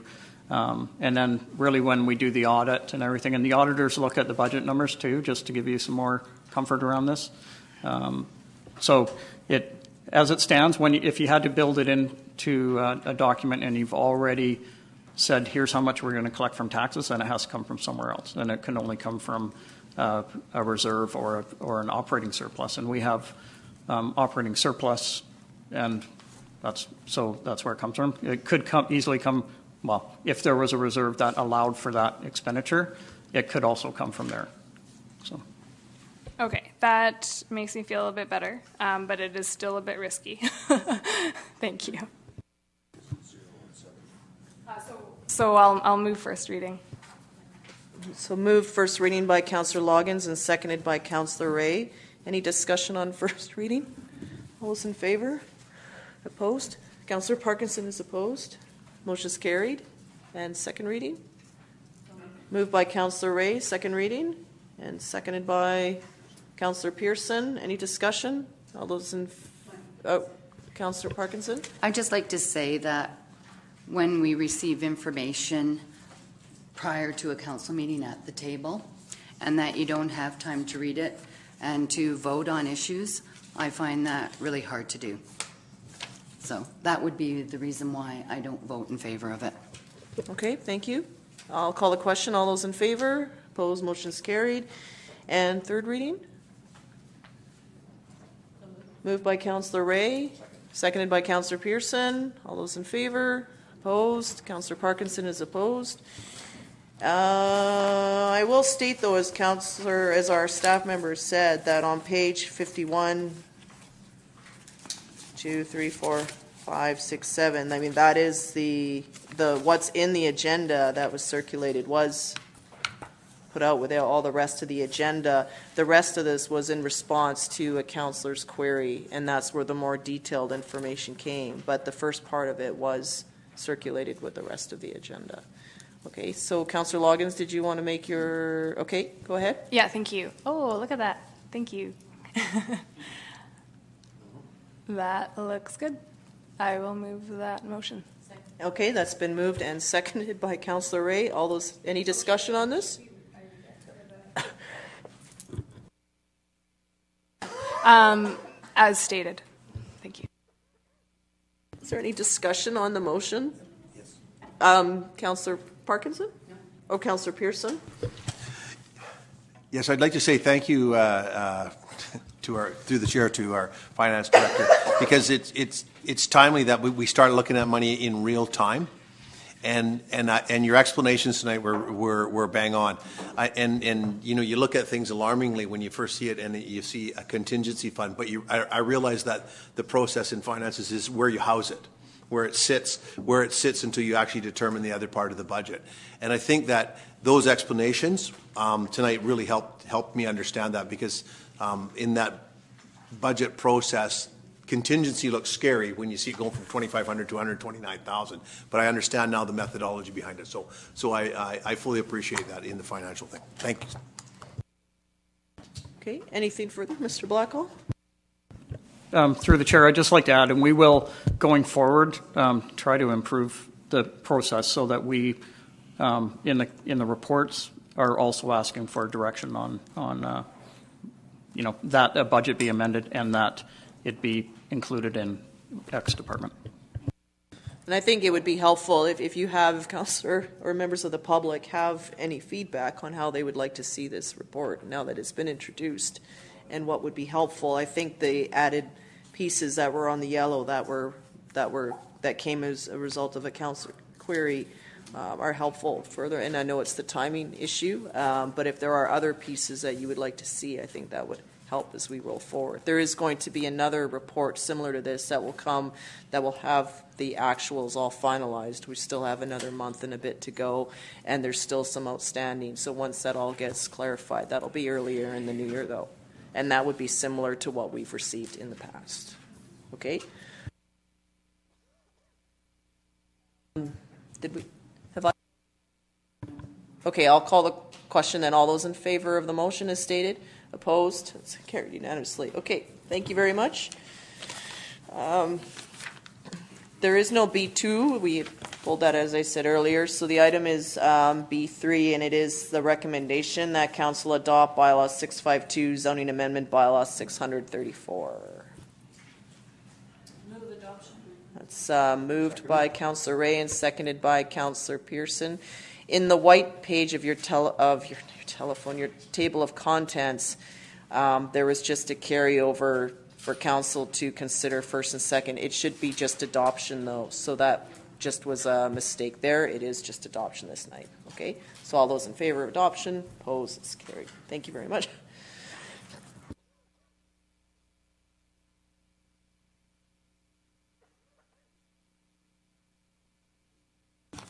Okay, our next item is RA1, Declaration of Fire Service Level. There is a report with a recommendation, and I believe we have a staff report from our interim chief, Cameron. Thank you and welcome.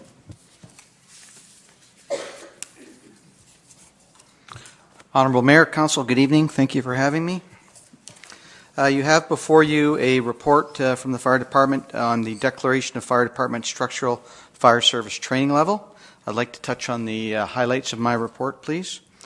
In September of 2014, the Fire Commissioner's Office of BC released a publication called the British Columbia Fire Service Minimum Training Standards for Structural Protection and Firefighters Competency and Training Playbook. The playbook establishes 3 service levels and the minimum training standard required for firefighters pursuant to the authority of the Fire Services Act of BC. If the district fails to declare and adopt one of the training service levels as a standard, it could result in potential increased legal liabilities. The playbook is designed to ensure that the appropriate minimum levels of training to the standard chosen are established in each jurisdiction to ensure that firefighters are safe and effective when they operate on the fire ground. The playbook establishes procedures under which training requirements are explicitly linked to the level of service being provided. As the fire department develops within its community, the level of training that is required also increases with the associated risk. Once the level of service is established, the appropriate and sustaining funding for training must be provided to that level. There are 3 levels of service defined in the new playbook training standards, and they are exterior operations, whereby members would not enter into a burning building or a smoke-filled structure under any circumstance. Interior operations, whereby fire department, in appropriate circumstances and when they fully know the layout of the building, would enter under a specifically pre-planned, in advance entry, and it only permits firefighters that are acutely aware and familiar with the structure and hazards they may encounter. So it severely limits the types of structures that they can go into, and only if they are very familiar with them. The final option is a full service. A full-service department is trained in all aspects of complex structures and building systems within and is fully trained and resourced to provide a full spectrum of fire suppression and rescue operations or hazards unique to larger complex structures. These would include large commercial structures, arenas, hotels, or multi-dwelling, multi-story structures such as we have here in the District of Sooke. The District of Sooke is a community that is growing. Community planning densities and an open for business attitude strongly position Sooke to accept growth and manage development. With this planned growth, the district will see more complex structures and densities. The driving legislation of the new playbook requires that the district declares a training standard level to be in compliance with the British Columbia Fire Services Act, specifically one of the three that I just mentioned. Given the current inventory and number of complex structures in the district of Sooke currently, and where you're going with your planning and zoning and things for your city centre, you have the following options. You could adopt less than the full service option, but that option would dramatically affect the training requirements of the department, especially volunteers, as each department member would have to be trained to each individual building. Costs and time requirements of this option are not practical, as a pre-fire planning for each building in the district would have to be developed. Given the time and cost requirements, this option is just not recommended for the number of buildings you currently have. The option that Sooke really does have is to adopt the full service option. This option is the most cost effective, as it utilizes a similar approach by department members regardless of the building being serviced. The option also provides for the highest level of safety for fire department members, as it ensures that all members approach each building within the same manner every time there's a fire. Most department members are currently trained to this level of service, but lack some components of the playbook currently. In analyzing other departments and districts of similar size to Sooke, we are in the same position as most others in that training to the full service standard training option would be the most effective and reasonable means, and affords the district with the best level of trained firefighters for the community risk and ultimately the safety of its firefighters. Just touching a bit on the financial side of it, Council was prudent in the 2016 budget of including some funding for this training. However, as I understand it, it was put in abeyance in a contingency pending a report such as this. So it would be timely in 2017 moving forward that this funding of $18,000 be moved back into the training budget of the fire department to address the needs and financial scope of your adopted training level. And further discussion can be had on that particular item during your regular budget deliberations. The legal impacts. The District of Sooke must adopt the playbook level of training. Failure to do so would place it contrary to provincial legislation and open the district to potential future liabilities. We do recommend to Council that Council adopt the structure fire service level described as full service operational level, as defined in the British Columbia Fire Service Minimum Training Standards Playbook, issued by the Office of the Fire Commissioner and pursuant to paragraph 3-3-B of the Fire Service Act of British Columbia. Thank you, Madam Chair.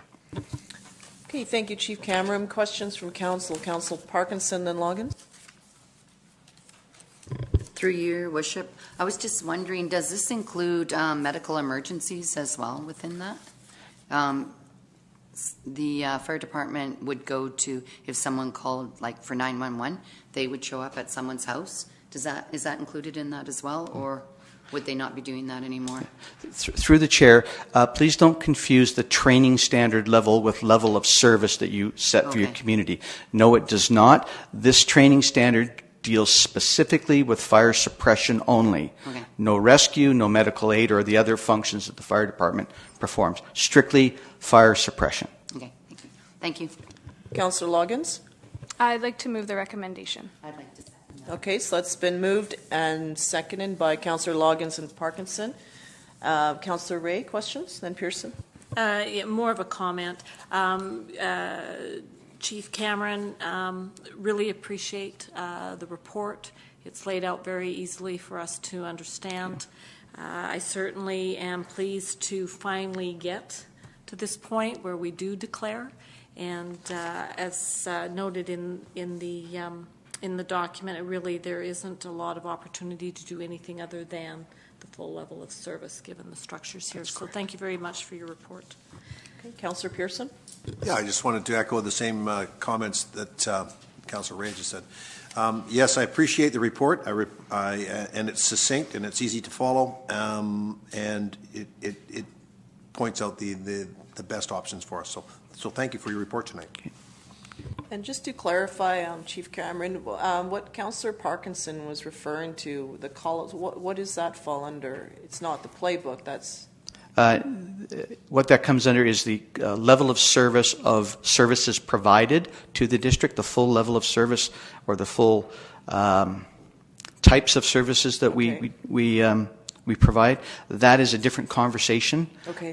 Council does set what those parameters are, but I have not been asked for a report on the overall service provided to the district. This is strictly fire suppression, as I said, and this is the one that is strictly mandated by the province now. The others are at the discretion of this council. Okay.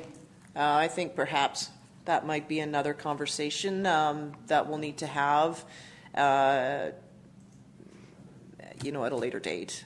But thank you for clarifying the difference as well as the report. Okay, so any further questions on the motion? It's basically as stated. Councillor Pearson has a question? Okay. All those in favor? Opposed? It's carried unanimously. Thank you very much. Thank you, Mayor. Your Worship? Yes. Just in terms of the suggestion by Chief Cameron about taking the money that was in abeyance for training for the $18,000, I'd like to move a motion to put that back into the fire department's training budget. So that will then be for 2017 budget? I'm not sure. Or will that, yes. It doesn't hit 2016 then? Through the chair, yes, 2017 would be the appropriate place for it. Okay. By getting that approval will help us lay out our training plan for 2017, knowing that funding would be considered by council. Thank you.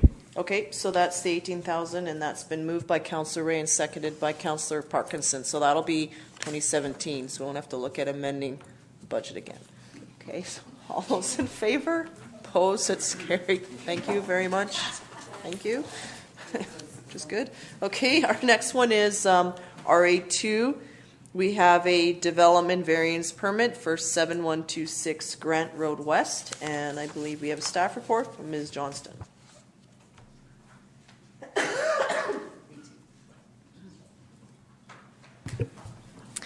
Good evening, Your Worship and members of Council. The owner of 7126 Grant Road West would like to construct a secondary suite by adding an addition to the existing single-family dwelling that's on the property. The addition cannot meet the required 3-meter setback from the easterly side lot line, and the owner is requesting a variance to 1.2 meters. There is an adjacent single-family dwelling located at 7124 Grant Road West, and this dwelling is 1.8 meters from the same property line that is subject to the variance. No concerns have been received. However, the building department has advised that the proposed addition will be affected by the half-limiting distance specifications as a result of the reduced setback and the proximity of the adjacent single-family dwelling. The applicant has been made aware of this, and he is also here tonight as well. That concludes my presentation. Thank you. Any questions from councillors? Councillor Ray? Yes, through your worship. I just want to be clear that there was no response from 7124. That's correct. Thank you. Councillor Parkinson? I'd like to move the recommendation. The recommendation is moved. Is there a seconder? Seconded by Councillor Loggins. Any further discussion on the motion? All those in favor? Opposed? It's carried. Thank you very much. Okay. Our next item is RA3. There's a request from our CAO for a contract extension for our interim fire chief position. And I would add that our CAO would be here tonight, but both herself and Councillor Berger are very sick with the cold that I still have 3 weeks later. So it's a nasty one. So that's where they are not here for that reason. So it's a pretty straightforward report, unless staff have anything to add. I know that interviews have been ongoing, and there's been different candidates. It's just the timing. Councillor Parkinson? I'd like to move the recommendation. Okay. Moved and seconded by Councillor Parkinson and Councillor Pearson. I guess the question that I have is that while our interim chief is with us, will we continue to receive different reports over the next few months until the new chief comes in? I really appreciate us being able to get different pieces done and within the fire department. The timing is great. So if there's anything else you can recommend, particularly as we head into a new budget cycle, it's greatly appreciated. Thank you, Madam Mayor. Just through the chair, I have written a number of reports on different items that the Chief Administrative Officer has asked me for. Those have been received by her office, and I would imagine she would be bringing those forward in due course with Council's workload. Thank you. I also understand from our CEO is that we are expecting to receive a very comprehensive report on the fire department, but it's just to have all the information together in one place. So that's likely what our interim chief is compiling for us. Okay, so any further questions on the motion? All those in favor? Opposed? Motion is carried. Thank you very much. Okay, so now we have RA4, and it's the recommendations from the Community Grant Committee. So, okay, let me just...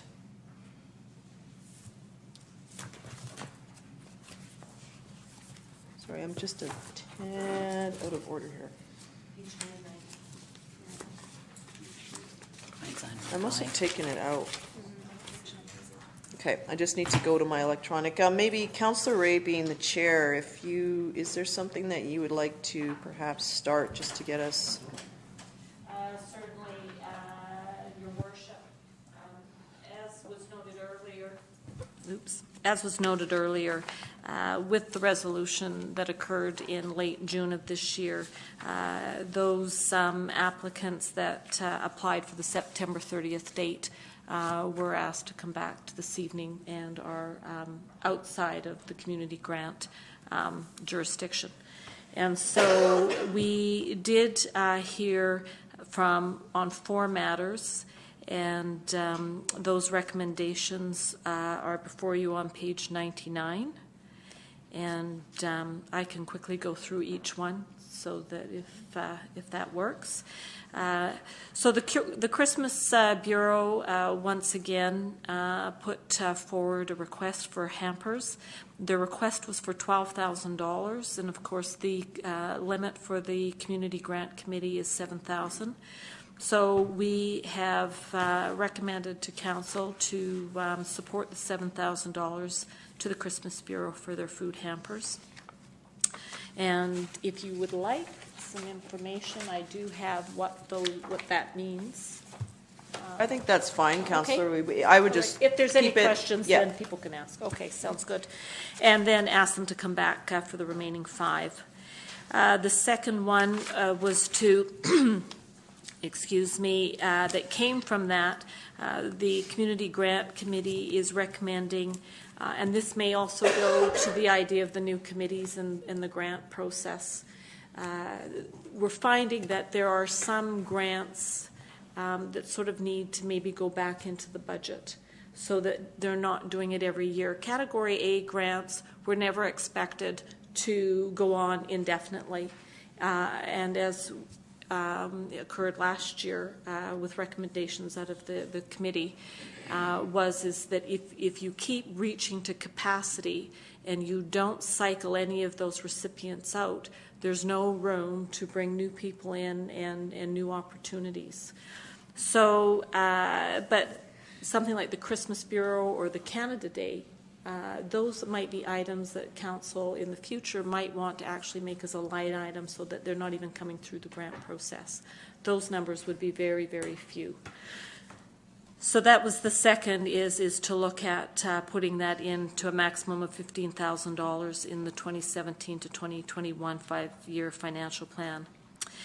The Souk Food Bank also requested about $6,500 for improving phone storage, signs, and the likes. They also had requested funding for computer services. The computer services component of that request does not meet the guidelines of the capital grant.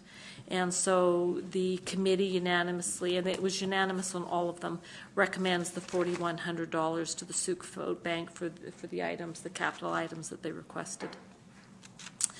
And then lastly, we recommended the $3,600 to the Team Souk Wanda Fuca Refugee Sponsorship Committee, and that's for the provision of the bus passes to the Iraqi family that is coming to Souk. And council also, when Mr. Jorna, I always get the first name. Mr. Jorna came before us earlier this year. There was a commitment at that time from council to look at that, so the committee just endorsed it and supported it for the $3,600. So those are the 4 recommendations. That does leave, I understand, about $4,200 remaining in the Category B grants. That can be looked at for the amounts that have been requested from those 3 this evening, the choir, the Bluegrass Festival, and the Harbor Players. Okay. Councillor Loggins. I have a couple of questions for Councillor Ray, and I don't know if you can answer them or not, but hopefully you can. The first one was, did the Christmas Bureau provide a budget? Because I wanted to know what the percentage of their budget would be, the $15,000 line item. I'm totally in support of it. I just wanted to know if we were going to be like a majority partner in that, or I can give you all the numbers actually. So they looked for the $12,000 from the District of Souk. Santa's Anonymous has confirmed their $40,000, and the people of Souk's that's a pending amount, but it's about $20,000 worth in kind. So, so their budget, the revenues would be $72,000 if you include the $12,000 from the District of Souk. And then they did the items: $7,800 for turkeys, $4,600 for hams, $13,000 for produce and groceries, bags $1,200, hampers $44,000, and their 2016 account of $1,500. And then they actually run short, modestly. Mm-hmm. Right. Great. I am completely in support of that for the Christmas Bureau and the food bank. The other question I had was about the funding for the bus passes. BC Transit has the ticket assistance program, and that provides these passes for pretty much the exact same reason, and that is offered through the Community Social Planning Council in Victoria, which distributes them to the Souk Residents in Need Society, the Souk Family Resource Society, and the Souk Transition House. Did that come up at all in the discussions? Because I know that those are viable sources for those bus tickets. What did come up, no, but what did come up is that BC Transit did have a program that was specific to refugees to cover their bus passes, and it expires at the end of December. And our family does not arrive until March of next year. And so in terms of what they were asking for, 2 adults, 3 adults, and a youth, who's a student who's in school. So they're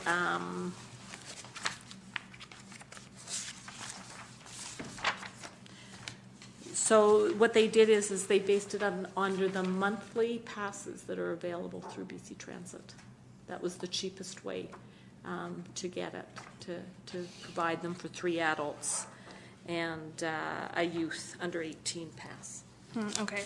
I just have a concern about that one, obviously, because we do, like, there are local community groups who are distributing those passes, and I haven't spoken to any of them, so I don't know what the details are there, but I do know that those passes are being given out, and it's not part of the refugee program, which would be ending. It's been in continuance since 1997, I believe. So, can I ask just a question, Councillor Logans? If this family were to utilize those tickets, would that take away from the ability for other Souk residents who are in need? Not necessarily. The way that the program works is that they ask the Community Social Planning Council for a number of tickets based on what their need is. So they track that need based on like every ticket that goes out, they track that and provide that. So they can ask the Community Social Planning Council for additional tickets. And so I don't believe so. If I can, I would hope that, and I hear what Councillor Logans is saying. I think for a refugee family coming in, with the easier that we can help them get to and from, because they're going to be looking from work in all sorts of areas, and who knows what days of the week. And I just hate to see them get caught up in a system of having to go and ask every time they want a ticket. It's what the rest of our community members have to do as well. Well, I do see the need for that, like I definitely do, and I want to support them. What I don't want to do is be in a situation where other groups like BC Transit are funding that, and then it's downloaded onto us as a municipality. And that's what I don't want to see. So I would still support the motion, and then maybe we can just add in there that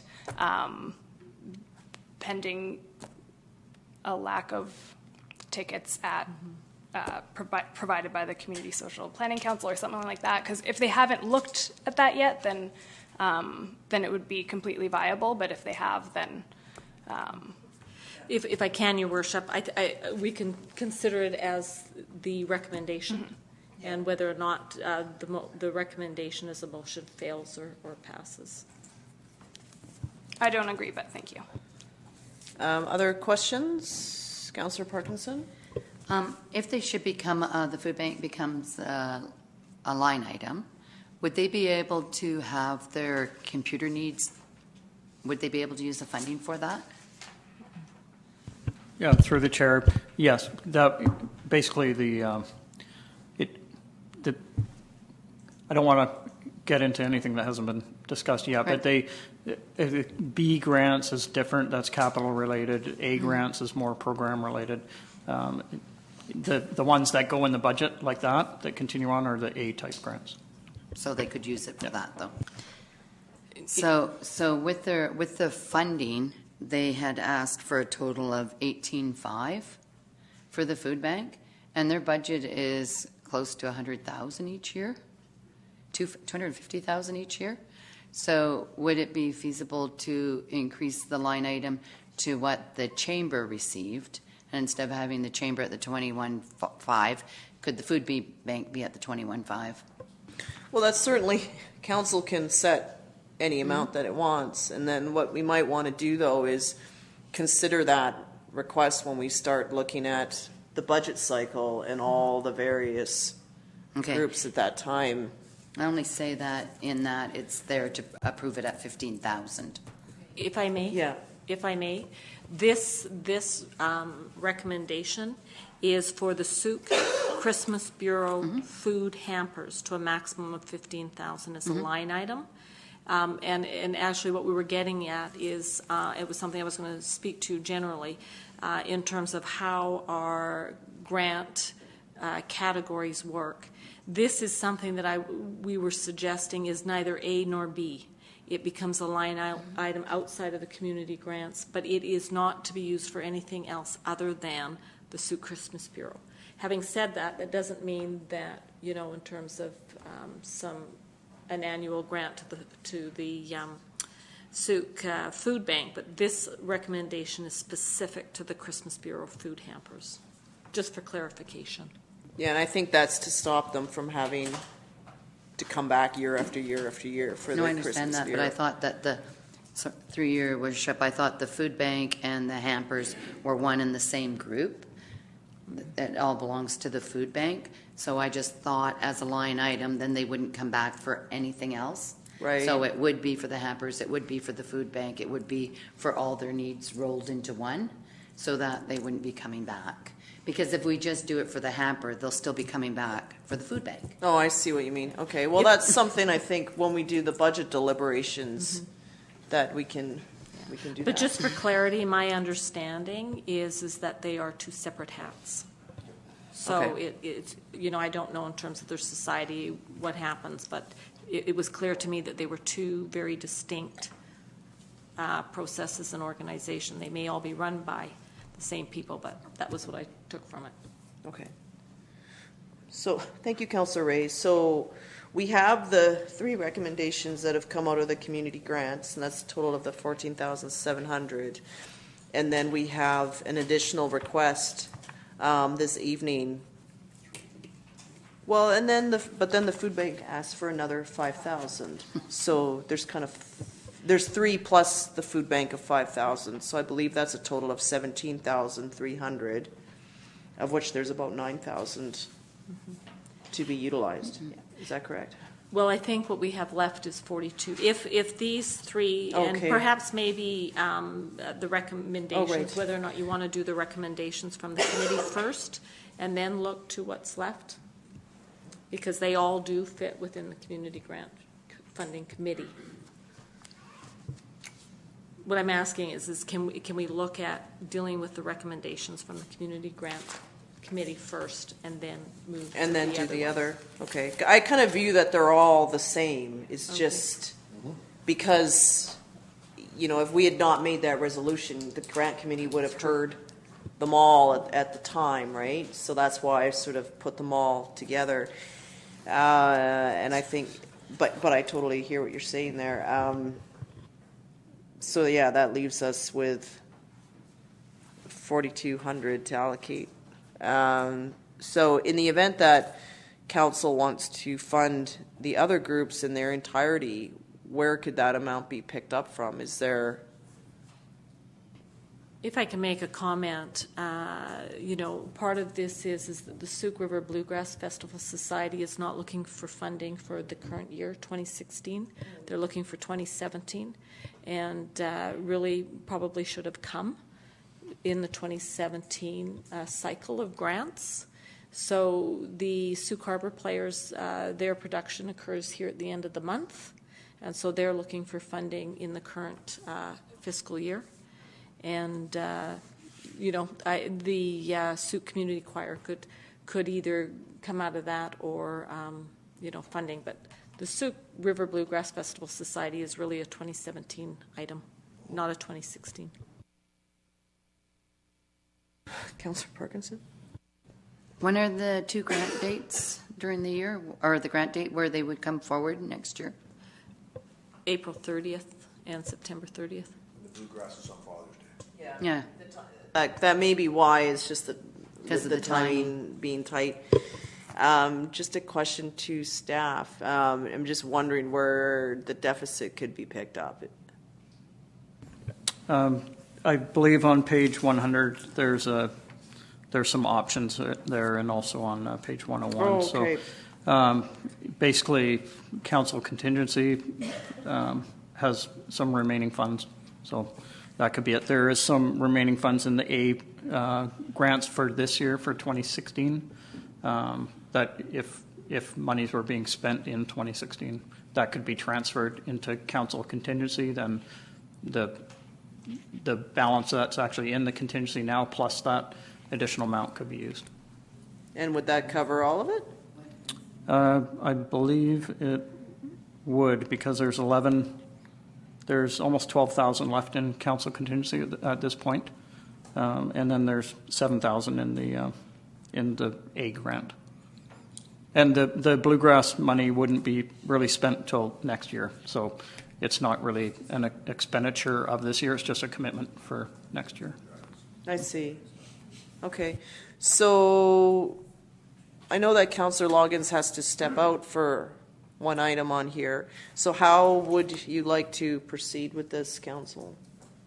Any suggestions, Councillor Pearson and Ray? Well, I would make the recommendation that we, the Sauk Choir, they get the $1,050 to that.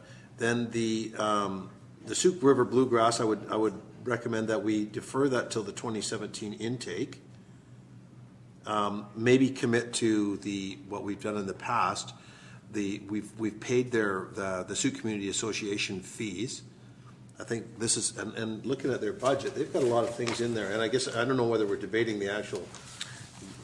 I guess for myself, what I took away is that they were looking for money for the tent. Right. They were looking to acquire the tent, so it was $5,000 for the tent. But they also have $23,000 in the bank right now. Okay. Right. Not that, I mean, I understand that they've got a budget that they've got to work to next year, but they're sitting, you know, a lot of places don't have a lot of money in the bank at the end of their year for a nonprofit society. What's But that? it's all allocated. Well, I understand that, but still they're sitting there with that. But they're asking us for $5,000. And then I'm seeing amounts in here that are, I mean, I don't want to challenge their budget because it's theirs. But I mean, in the past, we've committed to the Sioux Community Association site rental, and I think it was about $1,500. Now I see there's additional rentals of $380 on that. I think that's what we've given them in the past number of years, is the actual entrance or the rental from Sioux Community Association to rent the flats. I think that's what we've committed to. So suddenly it's jumped up by $3,500. Well, things go up. Well, I understand that. Councillor Ray. Okay. It's not what But they're they also have requesting. a budget for 10 years, and the purpose of some of these grants is to kickstart them. They also charge entrance fees to get into their events, and so does the choir and Salem. But a lot of them do, and that's where he was saying the different things that they also provide for free towards the community, whether it's the schools or a manor or the like. And so it's just what I took away is it's a $5,000 for the 10. It's a piece of equipment, and I think they probably came forward just because of the timing of things. Councillor Ray? Yes, thank you, Your Worship. And the gentlemen have heard me speak before. And as I spoke last year at the community grant deliberations at council, I think my challenge is that at some point, if you are going to continue to grow your program, I don't think it should be up to the taxpayer to continue to fund and support so that you can continue to grow. I think at some point the program has to be self-sustaining. And so for me, and I know there was great debate on this last year, and it's no reflection on any one program. What it is, it's about taxpayers' dollars being committed to growing something, and at what point do you stop that and get them to be responsible for all of their costs? I have no problem seed money ongoing, to help them over time. But if what we continue to help them with is to keep getting bigger and bigger, there's always going to be a reliance on the taxpayers' money. And I think that, we've got some big ticket items coming in the future in terms of funding. I just want to make sure that we have capacity for other opportunities for other programs to get started, such as the Harmony Project. That was a new project this year that we were able to support. The Sioux River Bluegrass Festival has been before council or through the grant and council a number of times getting funding, as have a number of others. So I put that out there. I think it gets to a point that when you want all the extras, then you've got to find a way to raise that money yourself, not through the taxpayer. Okay, well, why don't we just break them? We'll just run through the list individually. Okay? How does that sound? So I'm going to start with the community grant recommendation to do $7,000 to the Sioux Christmas Bureau for the 2016 food hampers. Moved by Councillor Parkinson, seconded by Councillor Pearson. Any discussion? All those in favor? Opposed? Motion's carried. The second is to introduce an annual seasonal item to the 2017-21 five-year financial plan for the Christmas Bureau food hampers to a maximum of $15,000. Yeah, this is strictly dealing with the committee's recommendations for the seasonal item. Moved by Councillor Parkinson, seconded by Councillor Loggins. Any discussion? All those in favor? Opposed? Motion's carried. A Category B grant for $4,100 to the Sioux Food Bank for phone storage, totes, and signs and such. Moved by Councillor Parkinson and seconded by Councillor Ray. All those in favor? Opposed? Motion's carried. And to award the grant in the amount of $3,600 to the Team Sioux Juan de Fuca Refugee Sponsorship Committee for the provision of bus passes. Moved by Councillor Ray. Seconded by Councillor Loggins. And discussion? Could we add to that, providing how do I word this? Providing the passes are not accessible through the community Social Planning Council. Yep. Okay. We'll just wait a second while it's being amended.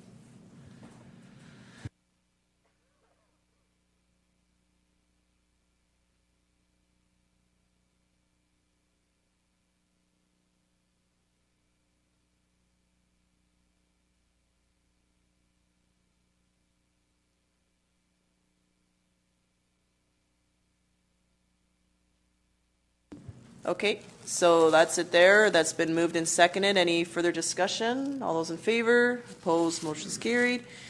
We have Sioux Community Choir Society, the amount of $1,050. Moved by Councillor Parkinson and seconded by Councillor Pearson.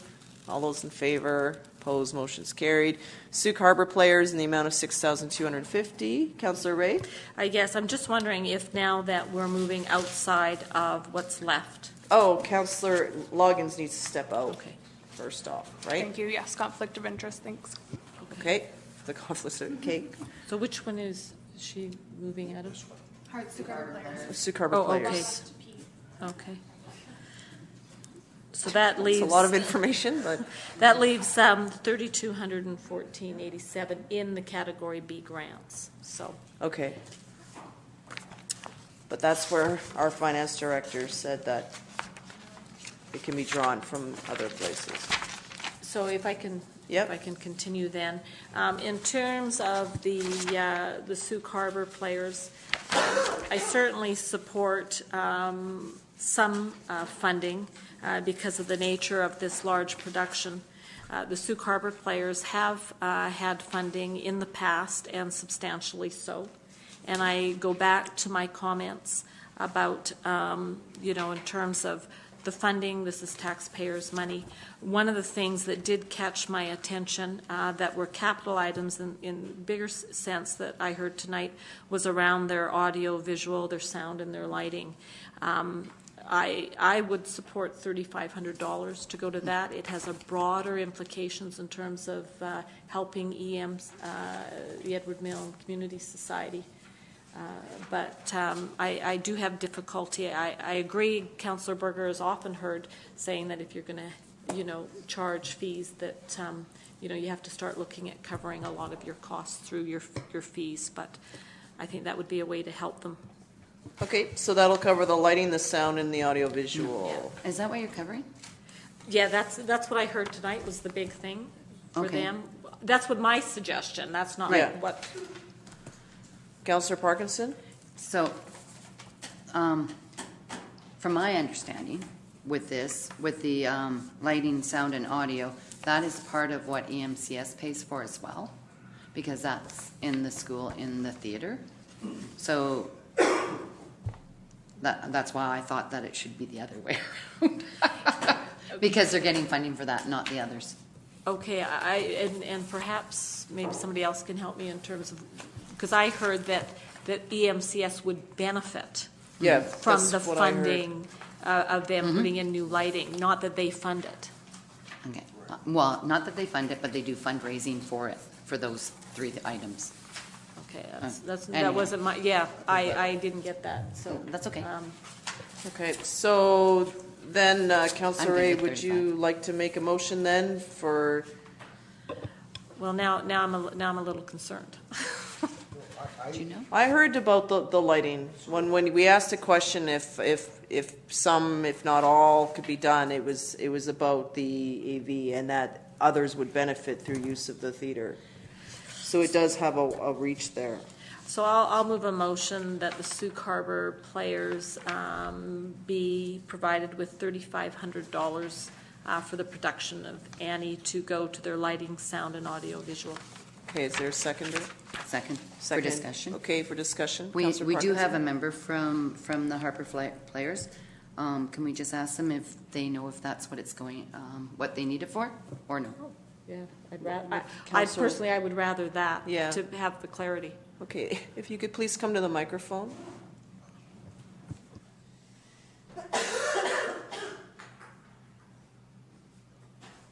I'm sorry, could you specify what the actual question is? The question that we have is that on the report of the budget request, there's a number of items like set for 1,000, props 500, makeup 750, costume 500, lighting 750, sound 2,000, and audiovisual 750. So what we wanted to know is that if we funded those last three items of 3,500, and then there was also the EMCS providing some funds, are we duplicating funding for the same thing, or? No, actually, in the past, Sue Carpet Players has purchased lighting and sound equipment or different assets for the theater and left them with the theater. Like, for instance, the soundboard. The Sue Carpet Players has purchased that and left them for EMCS's use. Okay, so in this case, if we funded those items, then you would be able to draw funding from other sources to fund other parts? If necessary, yes. Yeah. If necessary, yes. Okay. Were there other questions from members of council? No, that's good. Okay. Thanks. Thank you very Thank much. you. Okay, this has been moved and seconded. Is there any further discussion on the motion? Okay, all those in favor? Opposed? Motion's carried. Could we get Councillor Loggins back? And then in the meantime, there was the Bluegrass Festival. I'd requested 5,000 towards for the tent.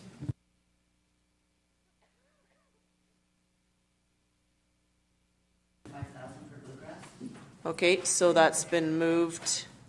Is there a seconder for Bluegrass? Seconded by Councillor Loggins. Discussion on the motion for the 5,000. Councillor Pearson, then Ray. Again, it's you know, I mean, they're a wonderful group of people, and they've done a great thing for you. They've got a 6 or 7 year budget. Again, these are supposed to be kickoff money. They came a few years ago, and in late thing, and this is a 2017 budget. There's some interesting things in their budget, which I think that we all have in front of us. There's costs that seem to have jumped in the kitchen, and I checked with the community association. And the community association has said that some of the costs they didn't understand as well. But I mean, I'm not going to, like I say, these are just things that are out there. So, again, we've always supported them with the rental of Sault Community Association, and it was always sort of at the 11th hour, if I can remember correctly.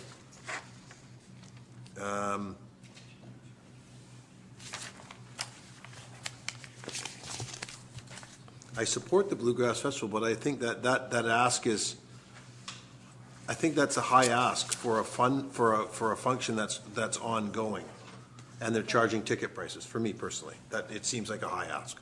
Okay, Councillor Ray. Yes, thank you, Your Worship. And just taking a look at the past 2016 fiscal on page 52, what I'm seeing is that their total expenses are going from $26,991 to $46,130, with a huge, the tent is in that. Again, I'm going to go back to what I said before. I think that when you've come in, you've had funding from the district, and you want to grow and get bigger and bigger. At some point, you have to do that on your own. So I won't be supporting $5,000. I guess the question I have, though, is that instead of it just being 5,000, what are your thoughts if it was 5,000 towards the tent specifically? Does it matter? Well, okay. I think it's the Sault River Bluegrass coming back for more funding. And again, I go back to there's limited funding in our grants, and I think that there should be opportunities there for new ideas and new opportunities. Councillor Loggins? I think that the Bluegrass Festival is one of the few wonderful community events that we have, because we don't have too many great community or too many events, not that we don't have good ones. I hope you know where I'm going with that. But what I mean, I was looking at this and I was thinking, well, how can we, because I wanted to purchase a tent, and I was thinking, how can we maybe not meet the $5,000 but still assist them with a tent. So I was looking at the budget for 2017, 2016 expenses. and the tent was $2,000 to rent. So I could suggest that if council wasn't willing to fund the full $5,000 to assist with the purchase of the tent, that we may be able to at least assist with that capital expenditure to rent it, so that that can be at the event. Otherwise, yeah, it may be worth just doing the $5,000 for purchase. Well, I think there's a motion for 5,000. Yeah, and I support that Yeah. motion. I'm just trying to throw something out there because I see that there's other councillors who don't. Okay. But I do support the motion. Councillor Parkinson? I like to think that the bluegrass is a great economic driver for our community as well, that people come here from the States and from all over BC, and that they stay at our campgrounds, they stay in B&Bs, they shop in our stores, they go to the restaurants, and so I think it's a great event. All the other ones that have come forward, they've been here before as well, and I just think this is a great one that we have in our community, and a lot of people volunteer at it. So, thank you. It's been moved and seconded, so I'll call the question then, that council award 5,000 to the Sooke River. All those in favor? Opposed? Councillor Pearson and Councillor Ray are opposed, so the motion carries because I'm in favor. Okay, and the last is the Sooke Food Bank for the amount of $5,000. That was the, if I'm not mistaken, there was the additional request for 5,000. From 7 to 12. Right. Yeah. Is there, would anyone like to move? That's moved by Councillor Ray and seconded by Councillor Pearson.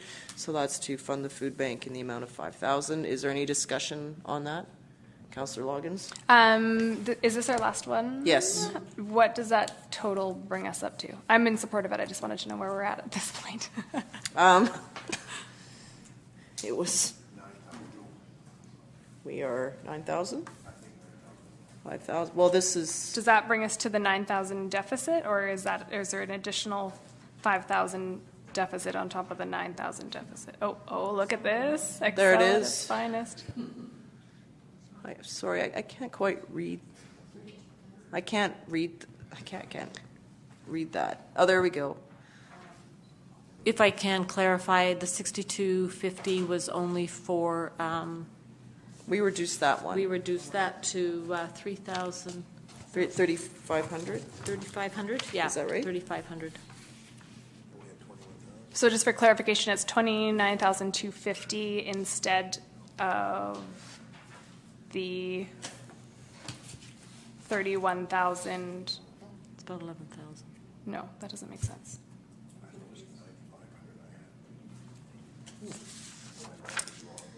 Okay, 3,500. Mr. Blackhall, thank you. If I, through the chair, if I can add. Not that I'm keeping track or anything, but I believe we're, after the 1,050, you're down to 3,214, and then there's the $3,500 item, I believe. So we're at 286. You added 5,000 for the bluegrass, so 5,286, and then just added 5 for the food bank. So I think if that's how it's going, that's 10,286, I believe. Yeah. Yep. 285.13. Sorry, 285. Yeah. So we're 10,285.13 short. And then those funds then will come from council contingency. That's correct. So we could. There's enough in council contingency for that whole thing without having to transfer some of the A into there. Okay. Yeah. Okay. Very good. Okay. So. I'll move the record that was for the food bank, right? Or we've called the question on that. Yeah. Okay. So now then. I'll make a motion to remove the money from council contingency. Yeah. So that council, are you comfortable with the motion that's posted? That council fund the submitted arts-related grants as outlined in the November 14 staff report from council contingency? Well, the food bank's not arts. Okay. No. Fund the submitted. The remainder the of remainder of the submitted. Yes.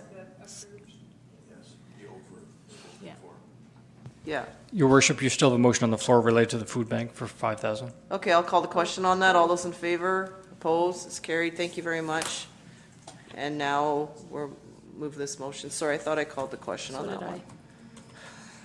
I think we all did.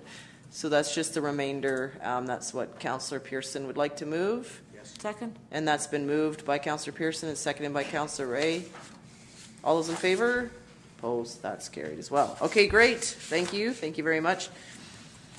That brings us to RA5, the SUC Program of the Arts recommendations. This has come forward as a request that the district, the SPA committee is recommending that the district participate in the 2017 Community in Blooms, provided the district provides adequate funding up to $6,000 as well as staff support. Councillor Parkinson. Would you like the chair to speak to this, seeing as he's in the audience? We can. I think if there's questions. I think what we need to look at though is the 6,000 and then what the staff support piece looks like. So that would be a question I have is what are we looking at for staff support, and is staff resourced to meet what those requests are? And then I think council can decide if it wants to, what it wants to look at. Is council comfortable with the chair answering those questions? Yeah? Yes. Okay. Welcome. Thank you.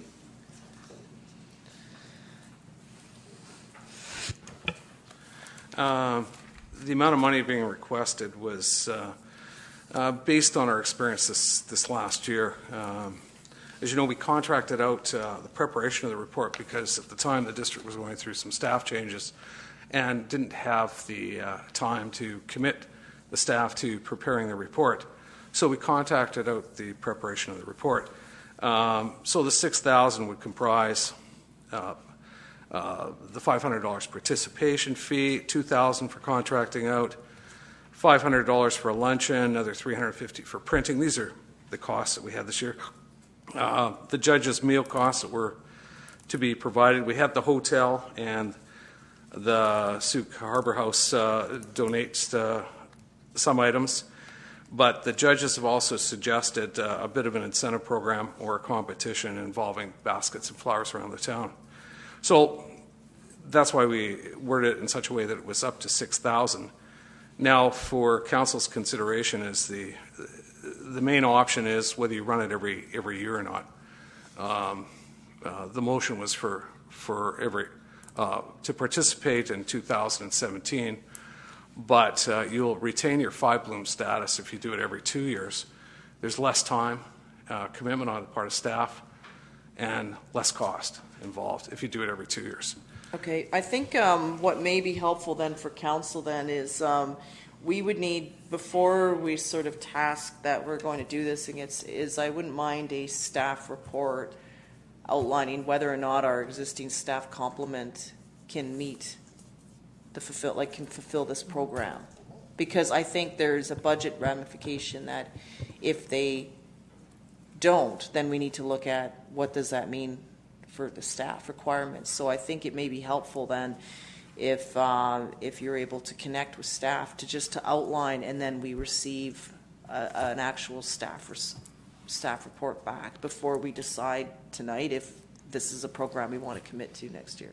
Yeah. And that was one of the comments the judges made, is that they did have some interaction with staff to ask them questions about, tree planting, the sewage plant, whatever. But they had a lot more questions, and they wanted more time with staff, and more research needed to be done with the staff as to what was new and to be included in the submission on behalf of the community.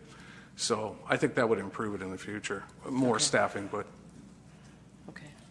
So would you like a motion then to have staff prepare a report on future community participation in the Communities in Bloom program? Yes. So that's moved by Councillor Ray. Second. Seconded by Councillor Pearson. Any discussion on the motion? Over here. Okay, Councillor Pearson. Yeah, I'm actually in favor of it going ahead in 2017. I think we have the nucleus of some really strong improvements in our downtown, and it's a very worthwhile project. I want, I'm not trying to defer this. I actually am of support of it continuing. So I'm not sure whether there was appetite around the council table tonight to actually make it happen. I was kind of looking around, but I think it's well within the budget. I don't understand the staff part of it. I think the 6,000 is really reasonable. So. Yeah, no, I support the program as well. I just remember years in the past where there's been staff members here until quite late at night doing work for Community in Blooms, and so that's where it's just that impact. Councillor Parkinson? So I think next year would be a good time to continue as well, because it's the 150th anniversary, so there would probably be a lot of things going on in our town like the kids went and did all the plantings on Saturday and planted 1,000 tulip bulbs over at the museum, so there'll be a lot of things taking place. The reason why you need staff support is because the volunteers cannot answer any of the questions that are asked of them. And so in previous years, because I've been involved with it basically for every year we've had it, is that they would come to the upstairs here and there would be a presentation and it would show what was going on and explain what we have done, and each of the departments were present for this. So that is for 1 hour is what they did that for. And then the other thing is when we do the tour around the town, you need someone there to be able to tell them what's going on. They had, Councillor Casper was one that drove around, and so they had all these questions, but we have no idea of everything that has taken place in the community. So the questions that were asked, we could not answer. So that's where we lose our marks. When you say that the staff was here till late hours, that was when they were doing the profile book. Yeah. But with the profile book, you can still keep the old profile book, and all that needed to be done was to update what we already have. It's already in the computer system. So I don't think that would take as much time as that has when they first started doing it. Councillor Ray? Yes, Your Worship. I'm just wondering if we could have the motion up, because listening to what Councillor Pearson said, it may not have been, because I think I said continued involvement, which really wasn't what I was meaning. So I just want that, that how we would continue to be involved in terms of staff time and stuff. So I'm not really sure. Okay, it reads that staff provide a report on participating in the 2017 Community in Blooms, providing funding up to 6 cents staff support. Okay. And that makes it easier. Okay. That's not what I said, but that's okay. That's okay. Mr. Joseph? Your Worship, I caution council on the idea of staff support. It's easy for people outside the organization to say, well, staff only need it for a few hours. I can tell you right now, this will cost thousands of dollars in staff time. We're going into a new committee structure, which will require more staff time, at least from the corporate services. And I know for a fact that as we go forward with the planning an event like this takes a lot of time. Should the community do it? Absolutely. It's a great event. What role staff plays in that needs to be in the discussion of council. Mm-hmm. Whether it's a non-profit society that council supports through a budget decision, having staff available for a morning or for a day, sure, we can certainly do that. I can't see an issue with it. But the commitment to organize an event of this magnitude takes months. And I know from talking to my staff just how much time was put into it in the past, so I would certainly encourage council to look at different governance models that can work, that it's not just one or the other. And we would agree with the contracting out option was a good one. It's a very viable option. It saves staff, I'm sure, a lot of time. And I understand it was 14, 15 hours a week for the primary person doing it on staff. So it was quite an involvement. So, but I think access to staff in terms of the contracted person, interviewing them and getting a more detailed explanation of events, the staff attending some of the functions with the judges and a briefing session. And so I think the staff time could be minimized, still using an external contracted person. I would suggest that the $1,200 that we allocated initially for the contracted person was a little low. So we're suggesting of that 6,000, probably 2,000 would be adequate. Okay, and I think that's why we actually need a report to discuss it. I was on vacation, so I missed it, and then the previous year we didn't participate in the program, so I don't have, and before we start, I think it's just having a good report. So any further information, if you could provide that to our corporate officer, that would be really appreciated. Yeah, I'd be happy to. Okay, thank you very much. Okay, so there's the motion. It's been seconded. All those in favor? Opposed? That's carried. Okay. And then we do have on page 109, there's further recommendations for amendments to the Sauk Arts policy. Councillor Ray? Yes, I'm just wondering if it might be more appropriate to postpone this piece to a future date. Yep. Okay. Until any of the decisions are made. Yep. Not regarding this report, but committee structure. Yeah, the committee since the committee structure, this would be a good one to send to committee. Okay, so Councillor Ray, if you could please make that motion. Yeah, I move a motion that this item be postponed to a future date. Okay, is there a seconder? I'll second that. Seconded by Councillor Pearson. Discussion on the motion? So when we say postpone to a future date, what does this mean?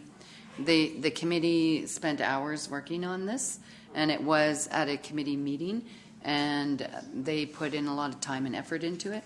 So it would be nice that we recognize the work that they did and actually acknowledge what they have done.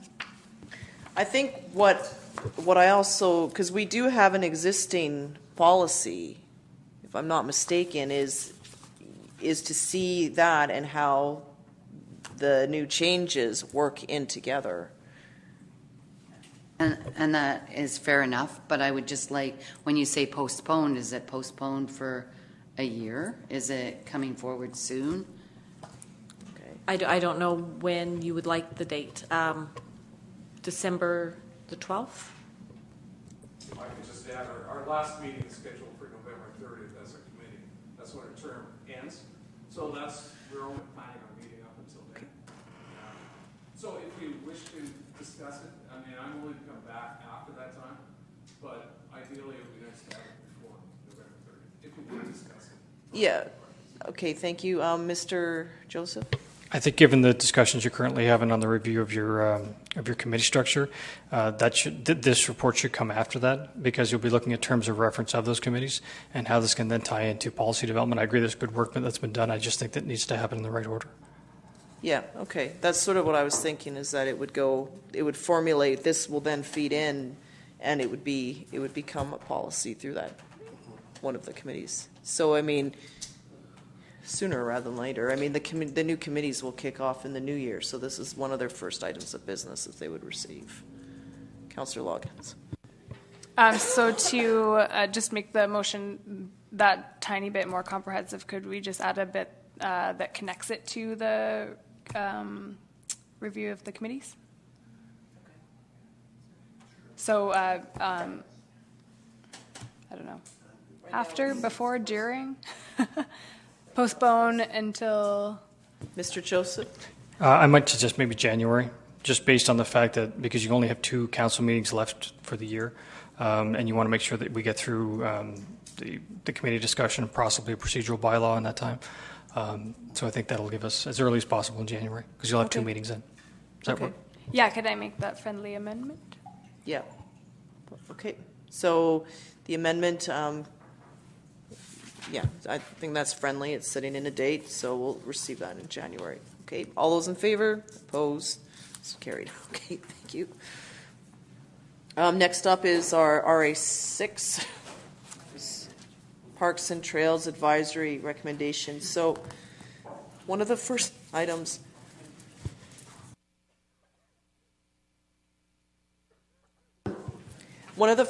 that has come forward was the off-leash dog park. In thinking or speaking about the dog park, it has been in discussion for quite some time, and it sort of ended up in the queue because we had horseshoes, there was a bike park, there was a bike trail, and then there's the dog park. And they were all sort of happening at the same time. And then they sort of entered into the queue, and then it took a while for all of that to roll out. So eventually we were waiting for the land commission, then finally the horseshoes settled, and then the trail got settled, and then the bike park went over to Sea Park. And so now it just seems timely that the discussion on dog park actually occurs.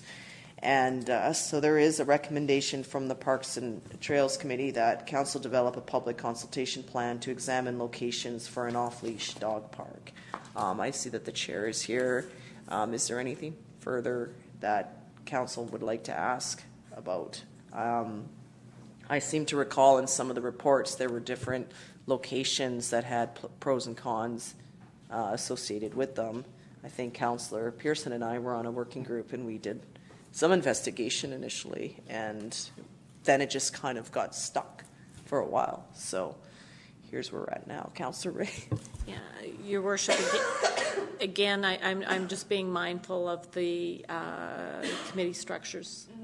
And, I'm just, you don't want to delay anything, but at the same time, do you preempt it by starting something when you're looking at a different structure? That's, and I mean, I look to council as to how they feel about that. Councillor Pearson?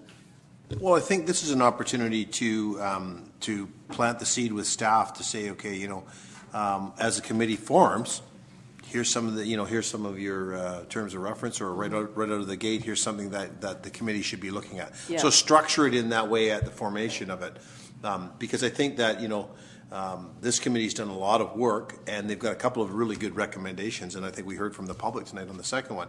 But this off-leash dog park has been sort of brewing in the background for a number of years now. So I think that we should put it on the plate of the newly formed committee. Yep. No, I think that would be good too. And that satisfies that recommendation, right? So I think there's sort of the first and maybe even the second one. Okay. Can both be referred. Councillor Parkinson. So I'd just like to say that we have members from this committee as well here who chaired these recommendations, and I think that we should invite them up to state the piece that they've been working on instead of dismissing what the group has done. We're not dismissing it, though.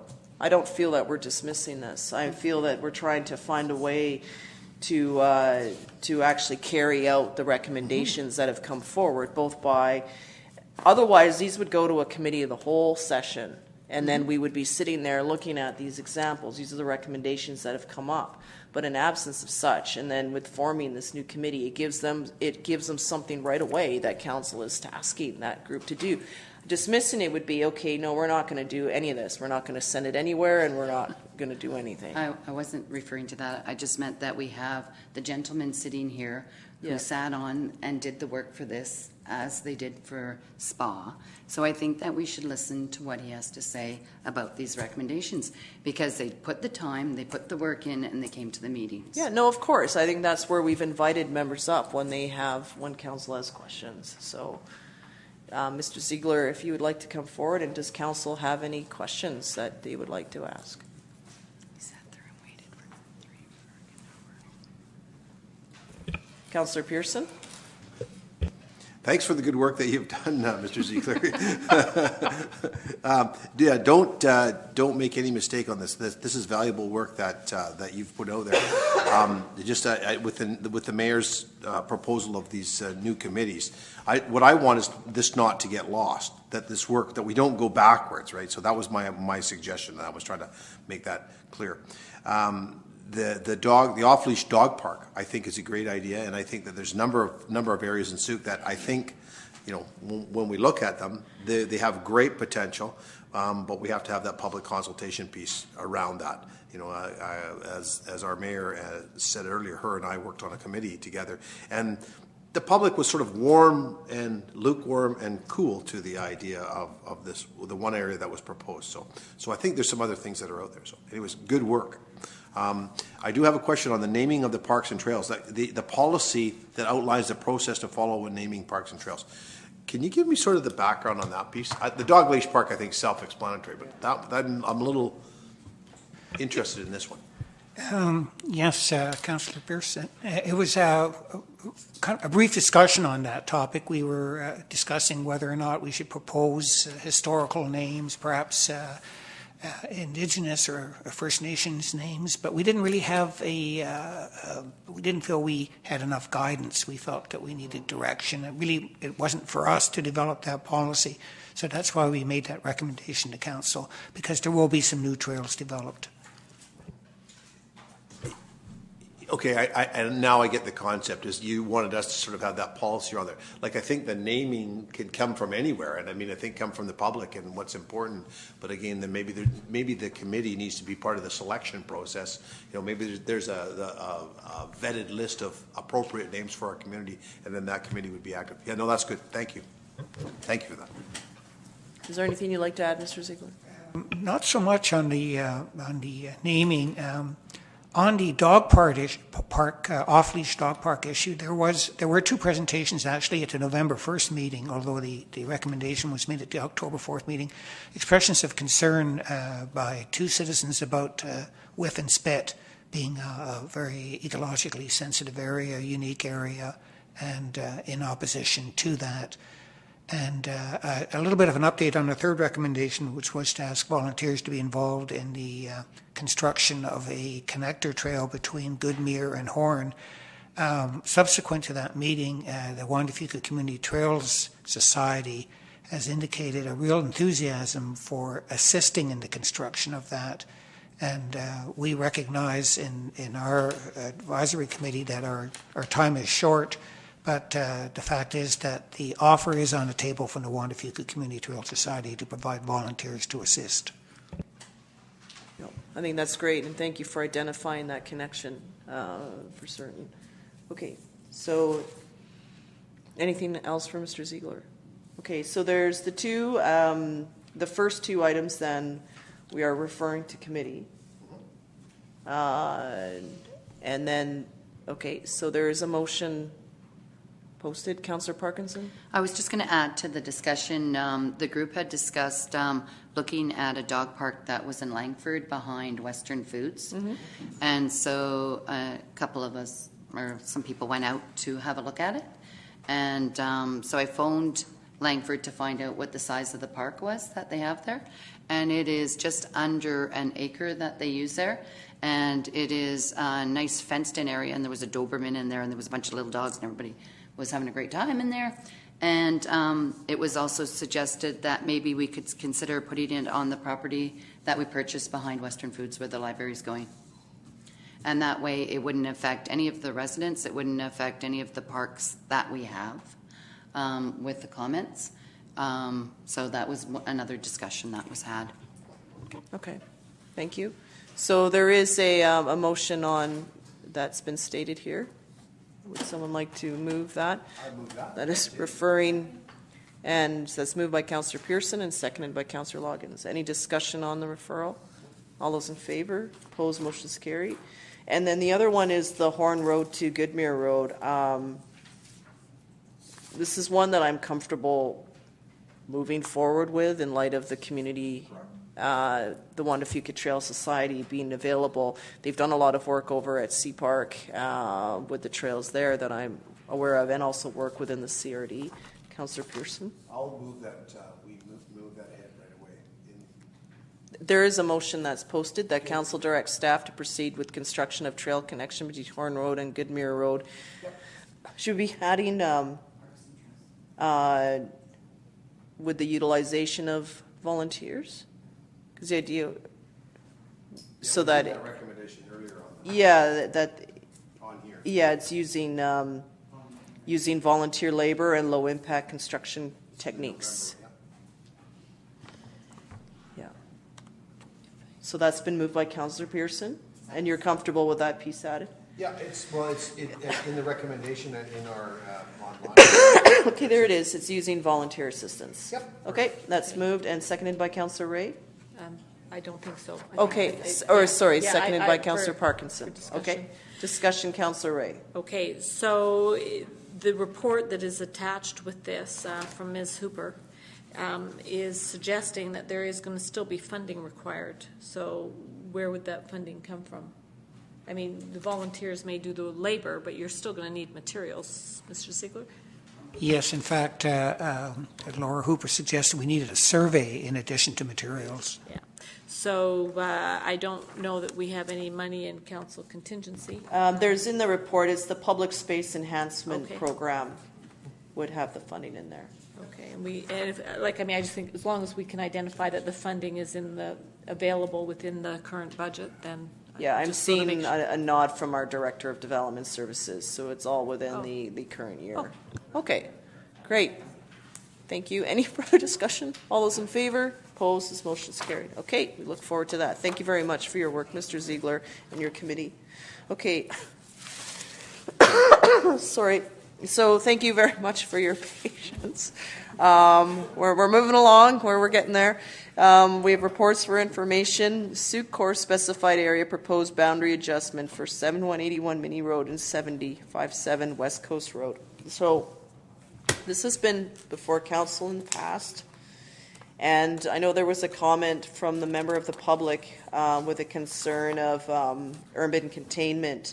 But this would, should this go ahead, this would trigger a rezone, in which case a public hearing opportunity will be available for us to hear from residents and their concerns. We've given first, second, and third reading in the past of what was in here, and then it's just sort of has been sitting there. So what we are looking I'm looking for a recommendation, but it just says there's no recommendation. Go ahead, Councillor Parkin. Okay. I would like to move that 1781 Mini Road and 7057 West Coast Road be included in the Sioux Corps sewer specified area, subject to the servicing bylaw.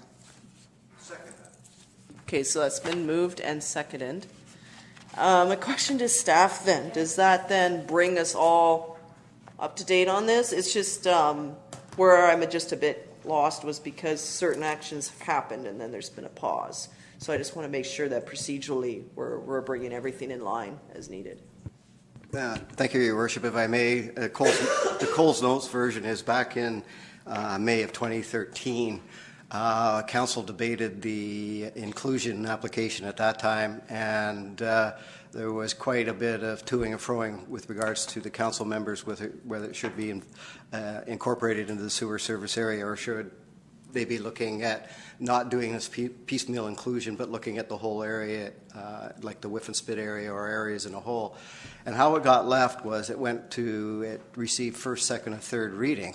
And then it didn't get fourth reading, and from the correspondence within the file, I'll back up a bit, but along with that application, there was also an accompanying rezoning application.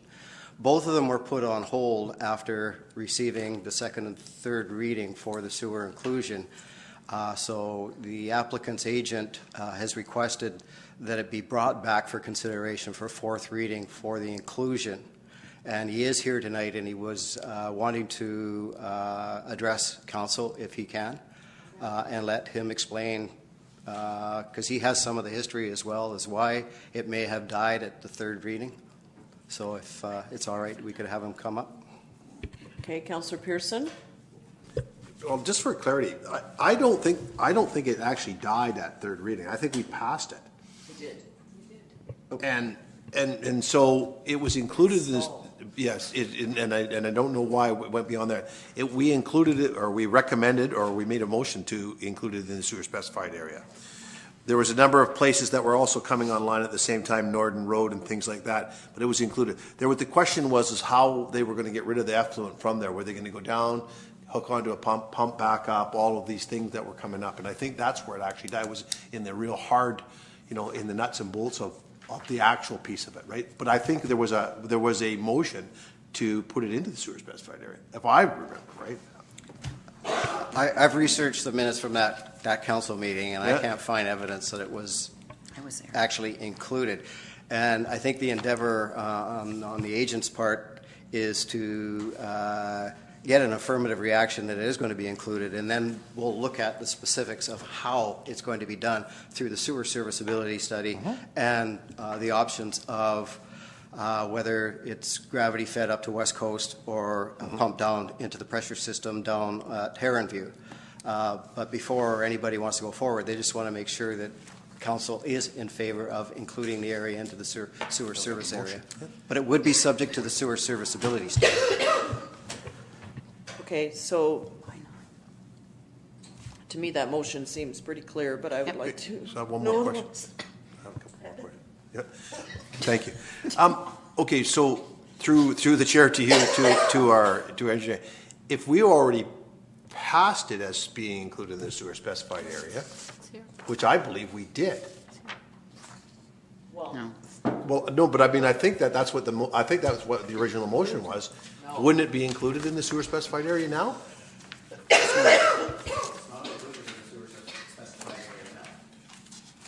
Sorry, it's not included in the specified area now. But I think, what my recollection was that's what we voted on. No, the minutes are there. Can I make a comment? Thank you, Your Worship. Through to the Director of Planning and Engineering. I forget what we Development Services. Sorry.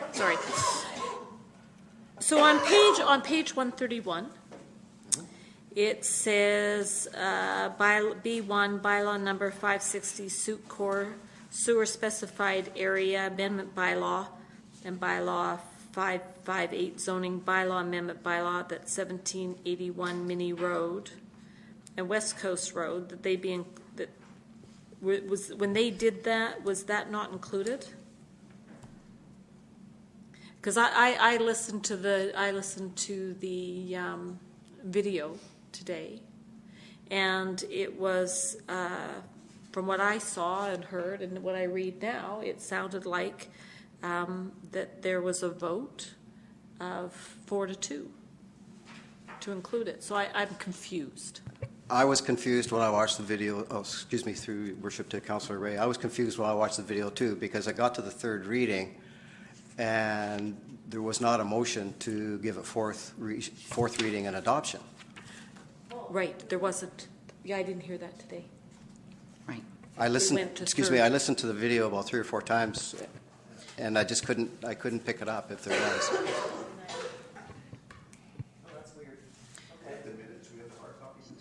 No, I have the actual minutes with me because I was perplexed by this, that it just sort of stopped. It's attached in our minute. There was, let me see here, because they were read a third time, and then there was the zoning amendment bylaws, first, second, and then schedule a public hearing. Which was and then that sort of didn't happen. The public hearing never occurred. But it said to do it. Your Worship, the public hearing was for consideration of the rezoning. Right. Not for the inclusion of the sewer service area. Okay. It doesn't say that. It just seems that it is what it is. So that's where now it's a matter of, I'm sensing that there's an appetite to move ahead with this. So it's just procedurally. Procedurally, we need an adoption to include it into the sewer service area, and then if the applicant feels that they want to move forward with the rezoning, we can resurrect the rezoning and go forward with that. So in this case, rather than the motion that we've put up there, should it just be a motion to adopt then? It's a motion to adopt then is what is needed. That's correct. Okay, that's what I needed to know. Okay. So it's to include it in the sewer specified area though, right? Right, so then this would complete that piece. That can, yeah. Well, I think there was a different motion that was made. This is a different one. This is adoption. It was that council.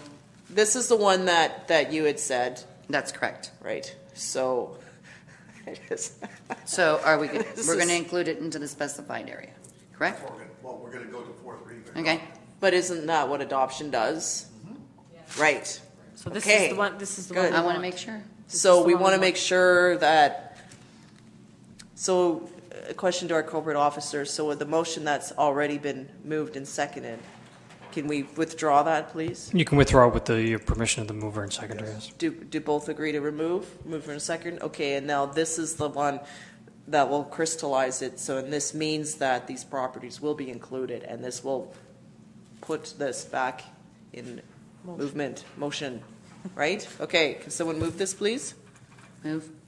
Recommendation. All right, moved by Councillor Parkinson and seconded by Councillor Pearson. Okay, and so in terms of discussion, then this will now move the zoning piece ahead. It's now up to the applicant to resurrect the rezoning application. We'll move forward with that. Okay.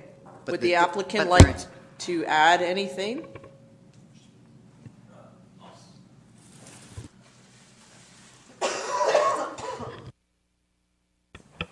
Yeah, you were correct. What I think happened was because we didn't sever the sewer specified area with the rezone, and there was problems with the rezone at that time, we tabled the whole thing for a public hearing whenever we got more prepared. And when I dealt with staff here this time, we agreed that we would separate them and bring forward the inclusion into the sewer first, so that gets that, basically out in the open. And once we're included in the sewer area, then you could spend money on the application with engineers and studies and so on to be able to do the component with where you would head with the sewer. Because right now, I mean, there might be a gravity system that comes from one direction and another, but I sat down with your new sewer guy, and he explained how it would be quite costly to go Suk Road and how there would be a bunch of complications. So then we also looked at the low pressure system, which comes off of the bottom end of Wright Road. So we're going to look at both through your sewer system and your new sewer management team and stuff. So we're going to try and find out with engineers and so on what's the most feasible way of making this whole thing happen. Okay, so Mr. Haldane, in terms of your letter that was submitted where you were looking for support, this adoption motion is giving you the support you need to gives us the support we need, and then it allows us to now go ahead and apply for the rezone, which in turn can trigger us to be able to spend some monies on the application. If you didn't know if you were going to be included in the sewer, it could be quite costly to find out that there may not be an appetite for it. So. Okay, that makes sense. Okay, is that clear to everyone? We're going and rolling. Okay, I'll call the question then. All those in favor? Opposed? Is carried unanimously. Thank you very much. Thank you for your patience this evening. Go ahead, Councillor Pearson. Well, one of the things that this is triggered for me is the inclusion in the sewer specified area. If we're expanding our sewer specified area, we're ignoring the people who have paid for the system all along, who have been included in the sewer specified area. So as we're including them, I think that there's, I'd like to make a motion that staff review the sewer servicing bylaw to capture the cost of the sewer that has been paid for by everybody who's paid it since 2006. Okay, can you type that motion? Yep. I believe I asked staff actually this afternoon if they could put together actually a similar motion, so it might already be written. Okay. So you asked staff to do a motion? Yeah, because I wanted to make sure it was right. So I'm not sure if they were able to get that done or not. No. Okay, so I guess my question through the chair is that to the Director of Engineering, do you understand what I'm kind of putting out there in a conversation? I know you and I have had some loose conversations around it. It's because we're going to start adding on, and we've added on several in the last 3 or 4 months, including into the sewer specified area. You know, there's been a couple of smaller properties down on the bottom end of Grant Road, now an 11-lot subdivision down on the bottom of Grant Road that wasn't in the sewer specified area. But the people who are in the core area, in the sewer specified area, have been paying their share of that sewer and the costs since its inception in 2006. So I think we need to come up with a way to capture what's fair for the other taxpayers, as well as generating our surplus fund or our sewer operating fund, not surplus fund, our sewer operating fund. Because in my way of thinking is that a lot's paid $500 approximately per year for 10 years. That's $5,000. So every year it should increase by $500 approximately. That's kind of my thinking around this. And I wanted to say that for the other councillors to see what their appetite was as well. Yeah, we're going to need more information. My motion is, could staff prepare a report what that would look like?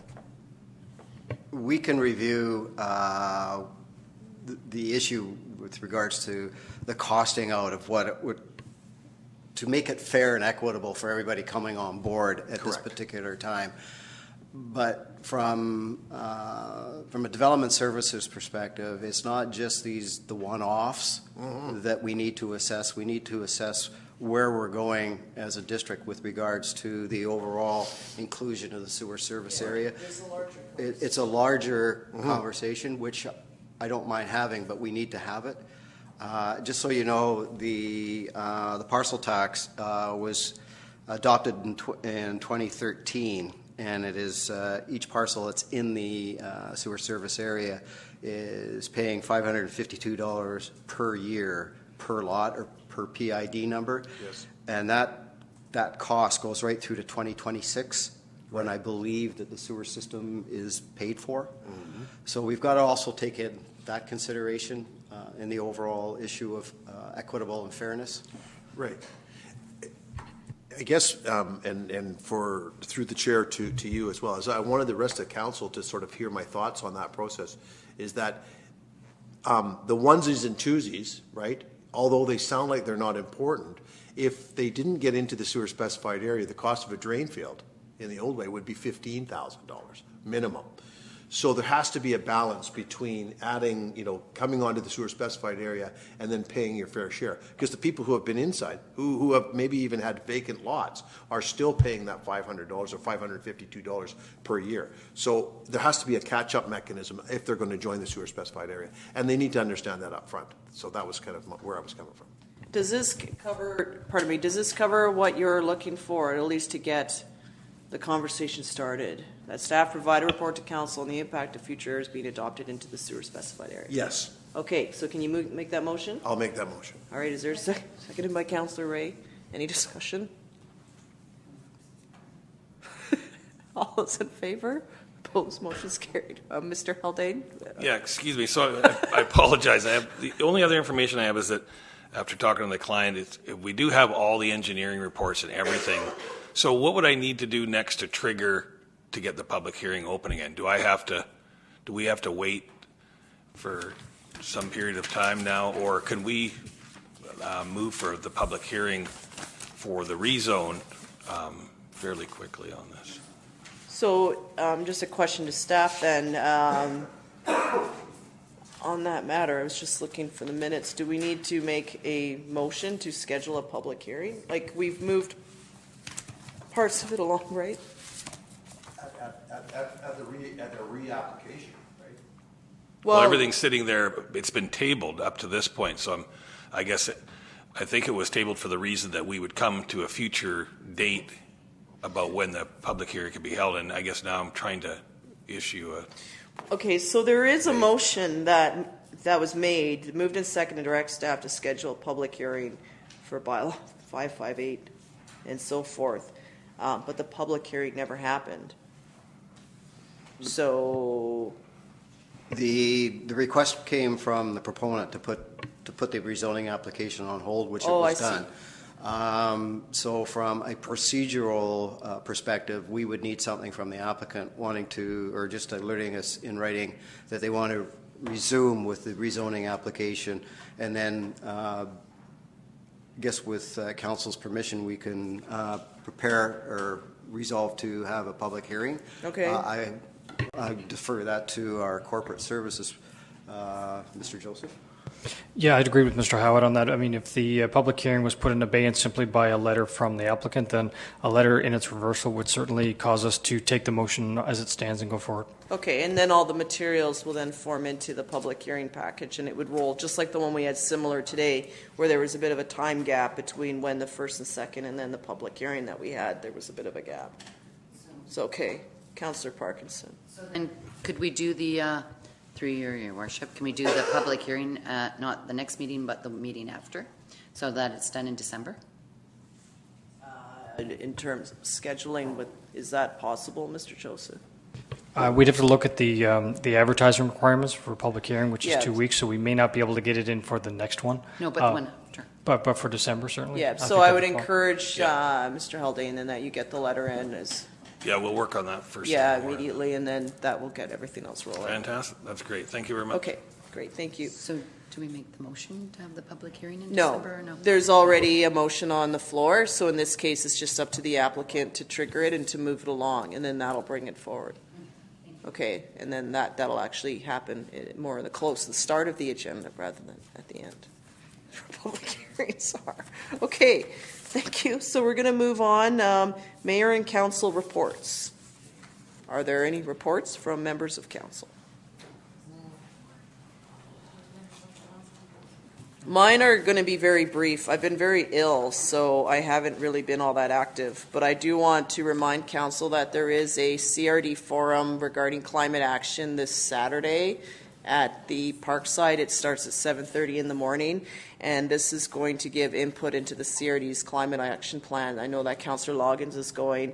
I'm going to be out of town, so I can't make it, but if anyone else is available to attend, please just confirm, and that's happening this weekend. In terms of UBCM, I have my first set of meetings. I have been appointed to the Healthy Communities Committee, and just briefly, the mandate of that committee is to oversee health-related policy development as it relates to local government interest. The committee's focus is on health promotion, disease prevention initiatives, and policy direction that assists communities to be proactive in addressing community health. The committee will also continue to address a number of issues, including healthcare funding, rural doctors, food security, regional hospital districts, healthy built environments, and ambulance services. Others include things like community poverty reduction, mental health, and marijuana legislation, and the like. And then I'm also on the President's Committee, and a lot of that has to do with the overall management piece of UBCM affairs, membership, financial management, best practices, and so forth. So those meetings are taking place this week. Just due to me being ill, I haven't had much time to give an overview of the comments from the mayor's open house. So I'm basically just going to proofread what staff have already kindly put together so that we can get that on the website, as well as any updates that have since happened. One update that happened because there was a question about transit. I've been appointed officially to the, I can't say officially to the Transit Commission because I haven't received anything official. There's just been the media announcement, and now I'm just waiting. So I don't know when. I know there's a meeting coming, but I don't know for sure that I'll be going to that because I'm still waiting for information. So I can't say it's official. It's still just what's in the media. So that's basically all I have to say at this time. And does anyone have anything else? And just be healthy because this cold is nasty. Councillor Pierce. Just a quick report is that I attended on November 1st. I attended the Wanapeka Water Commission, and the highlights is that the grant to go forward for the Anderson Cove water line extension in East Souk has been approved. That's really it in a big nutshell. They've done all the things. There was a water main break on Lagoon Road. I don't know if any of you saw that, where it got reported Friday, and it was a long weekend, and it leaked a little bit, and then I guess it had a catastrophic failure somewhere in there. So they've developed some protocol around reporting instructions because they only have one person on over the long weekend, and by the time it washed out someone's driveway and their house and all kinds of things. So again, it was just a series of bad events. You know, they have an assessment program that's very good. However, this time it just didn't work. So they're going to do some kind of further monitoring on that. From the Wanapeka Water Commission, been very successful again. Interestingly enough, they have a thing at the end called Water Watch, and I do share that I think sometimes. On October the 24th, the Souk Reservoir, with all the rain and the record rainfalls that we've had in October, is at 72%. I would have thought it would be at 172%, but it's at 72%, which is good for October because it generally builds through November and December, and then there was more rain after October 24th, so it continues to be in good shape. So that's it for the Wanapeka Water Commission. And maybe the one last thing that may be of importance our fire chief is that many of the lines and the ongoing fire flow projects for the Juan de Fuca area have been completed and will continue. There's a few more areas that are outstanding, but it was a massive 5-year project to upgrade a lot of fire flows in the areas. Ours was at AM Creek. So that's been taken care of. No big projects planned for Suki in 2017, but certainly in 2018. So, we're still working on the Otter Point Road extension. I'm supposed to meet with the chair of the commission and Mr. Robbins within the next week to discuss the potential of extending that water line out from LaRon Road to our border. That's it. Thank you, Councillor Ray. Yes, thank you. Just briefly, I attended the Finance Committee for Crest and had an opportunity to walk in the Remembrance Day Parade for our veterans, along with Mayor Tate and Councillor Pearson. And it felt like it was very well attended, and in the roundabout and the whole process, walking down the street was really nice. And I just like to thank everybody that participated, the Legion that participated in arranging the parade and the service.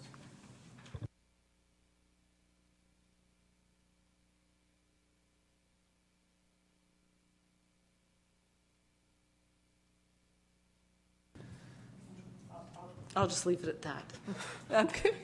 Just a big thank you to those who planned the Remembrance Day service. It was beautiful. Yeah. Thank you, Councillor Ray. Okay. Thank you very much. We're moving on then into our correspondence section. Is there anything that staff have to add on behalf of the CAO? No. Okay. Thank you, Councillor Loggins. So there's a number of items that have been sectioned out for action, and then there's some for information. Some of them, the first one was in regards to a letter from Community in Blooms, but earlier on we did talk about receiving the staff report on that. So I think before we fill out the application form, we'll just wait to receive the actual report from staff. So perhaps I can get a motion to receive for now. Moved by Councillor Loggins, seconded by Councillor Ray. All those in favor? Opposed? Motion is carried. I'm introducing the next piece. It's the CRD's letter, and it's the request for motion of support to establish a regional transportation service. Councillor Casper had asked that we defer making any final decision on this until the next meeting in November.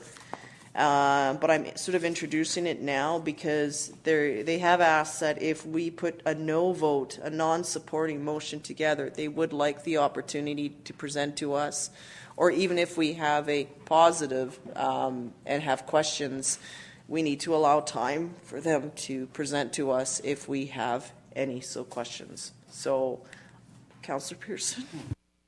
Well, I think that with our current governance model with the CRD, this is something that I'm very, very trepid about. The regional board managing our transportation services, and we're at the end of the line with the weighted vote, the way the current board operates. I would caution councillors I would just say, read this carefully. Because I think that we have good representation now.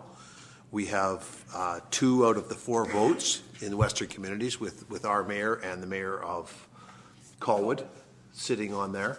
And I think that represents the West Shore. And I fear that the regionalization of the transit service would be weighted towards the big city. And I think that it's important to our economic well-being to have good representation and weight and an equal weight on that board, which I think we have now. So I like the current model, and I think it's exciting that our mayor has been appointed and that Todd Stone is interested in having it. So anyways, I have no problem deferring this for a couple of weeks, but it bears a lot of discussion from our council. Yeah, but a lot of it does have to do with transportation, not just transit, but actual transportation as a whole.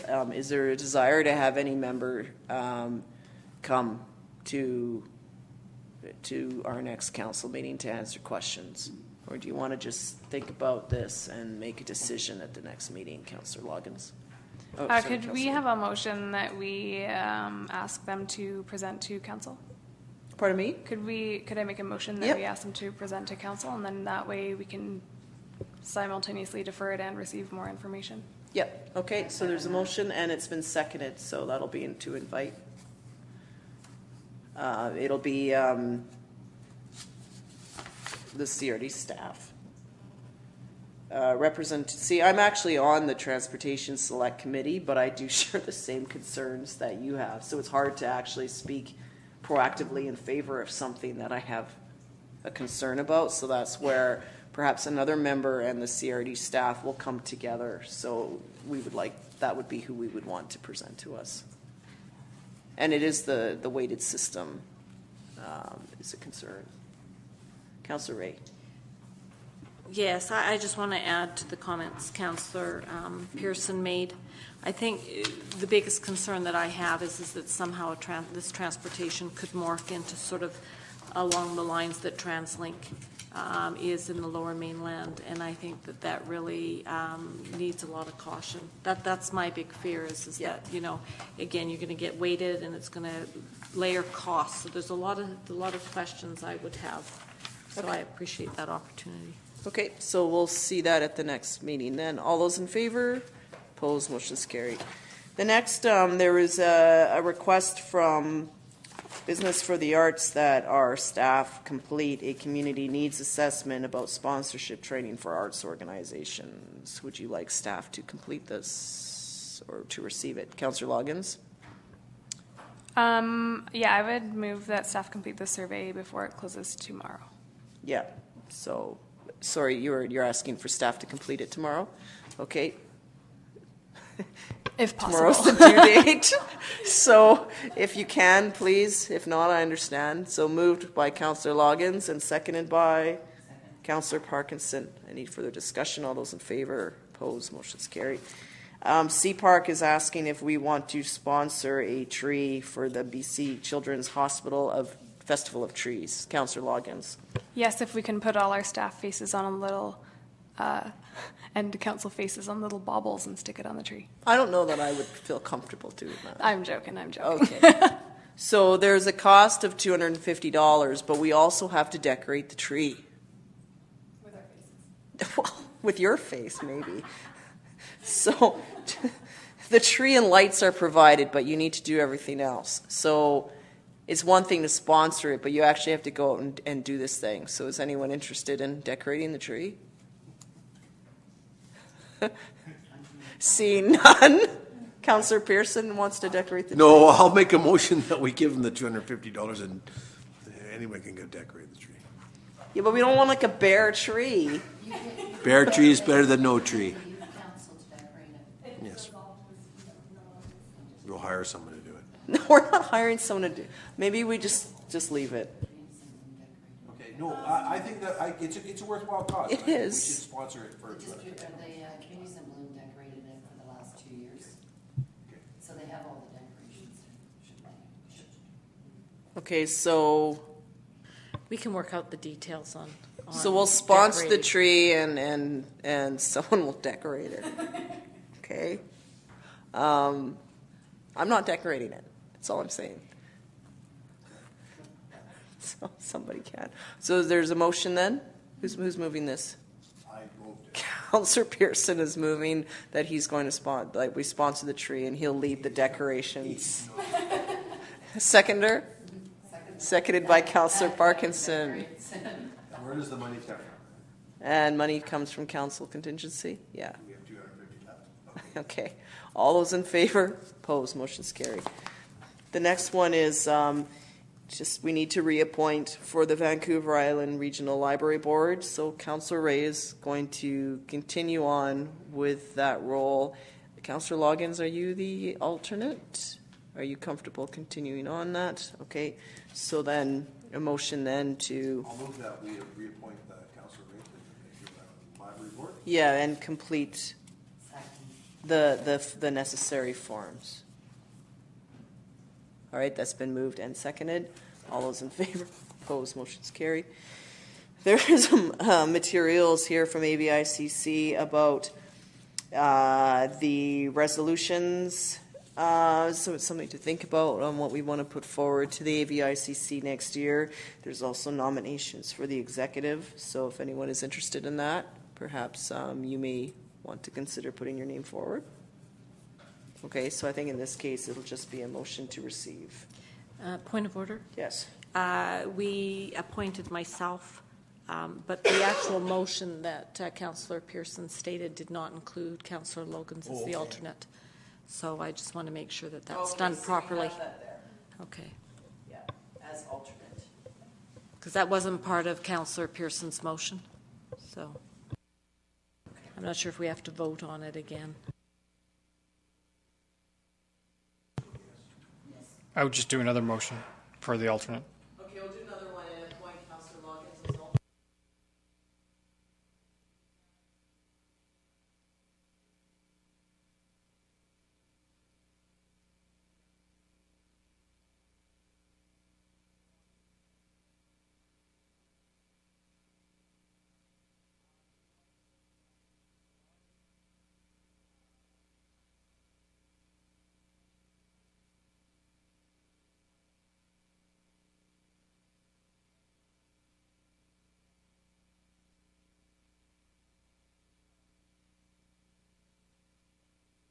I think any information about this would be helpful since we're right in the zone of the traffic. But I'm also wondering why, when upon receipt of this request, we don't just send a delegation form out. Well, because not everyone wants to present as a delegation. And I think it's the case when I got this, it was like, oh, okay. Like usually I'll correspond back, but I also put it in here in case anyone is interested in attending the meeting with me. Oh, okay. So for clarification, it would be an actual meeting and not a delegation. Well, that's where I'm seeing maybe not. Sometimes they just want to meet with me. Like when Trans Mountain came, they weren't going to meet as a delegation. I had a meeting with them individually. So often I put these things in here so that if anyone is interested in sitting in on the meeting, I know to include you. Thank you. Okay. Yeah, that makes sense. Okay. Yeah. All right. So perhaps some staff could schedule a meeting. We'll work out a time for myself to meet with them. Okay. Motion to receive, please. Moved and seconded by Councillor Loggins. All those in favor? Opposed? Motion is carried. We also have an email from the Minister of Jobs, Tourism and Skills. This is in regards to the BC Medal of Good Citizenship. And there's a few people in our district that come to mind as someone to look at nominating. So I just wanted to put that out there to council. And if it's the case where the district, I think, nominates something, that's where sort of a resolution would make it a bit stronger as we completed this application. Anyone can do it individually, but if it's something that comes from council. So is there anyone? Move receipt. Moved by Councillor Ray, seconded by Councillor Loggins. All those in favor? Opposed? Motion is carried. And then there's the rest of the information which we can kind of receive as a block. Pardon me? There's a C9. I don't have a C9. Oh, that's a supplementary. Okay. Okay, so this is from November being Adoption Awareness Month.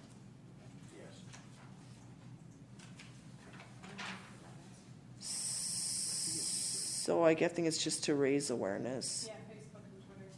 I think it's just okay. Move receipt. Move receipt by Councillor Pearson and seconded by Councillor Ray. All those in favor? Opposed? Motion is carried. And then there's the rest. There is where it's mostly just to receive unless someone sees anything. There was comments that I've heard about a number of files being issued and opened through the Office of the Ombudsman, and There is a report that they send us that lists off all the activity that occurs within our municipality. And there's basically 3 complaints with no investigation. We don't make that determination, the Ombudsman's office does. So I just wanted to say that we do receive this, and so we know what is transpiring through that office. They take them all very seriously. So, seeing nothing, then just a motion to receive, please. Moved by Councillor Pearson, seconded by Councillor Lawkins. All those in favor? Opposed, motion is carried. And lastly, we do have a Horizon report of the committee structure. Which we talked about. Yeah, that was my concern about saying anything, and I didn't mean to be evasive, but until you write some report, those comments I was concerned about. And Yeah. so that you know I wasn't trying to be difficult. I think that when you haven't risen and reported, you have to use caution in terms of making comments. Yeah, so there is a media release that's going to go out about the committee structure as well as comments. Now, there, I would have said there's been some comments from the public about, knowing what we're doing, but I think, if we're following the policy where committee appointments do come to an end, terms do come to an end, and I would have been more forthcoming had I not been so sick. So it's just the timing is not good. We were also going to have a governance workshop where we would have gone through all these things, but then the dates didn't work out and I was ill anyway. So in the essence of moving along, that's why this has happened the way it is. It's not the best. I know that there's always ways to improve on communications. Sometimes you just, in the essence of time, just trying to get things done. And the clock ticks. Councillor Loggins. Is it possible for us to maybe provide each of the committees with another letter just explaining that for those who weren't able to listen in on this discussion tonight? Yeah. And that way it's just clarified? Yeah, we can send something out to everybody, I think. Okay, we'll do that. Okay. Motion to adjourn, please. Moved by Councillor Pearson and seconded by Councillor Loggins. All those in favor? Opposed? Motion is carried. Thank you very much. What a long agenda.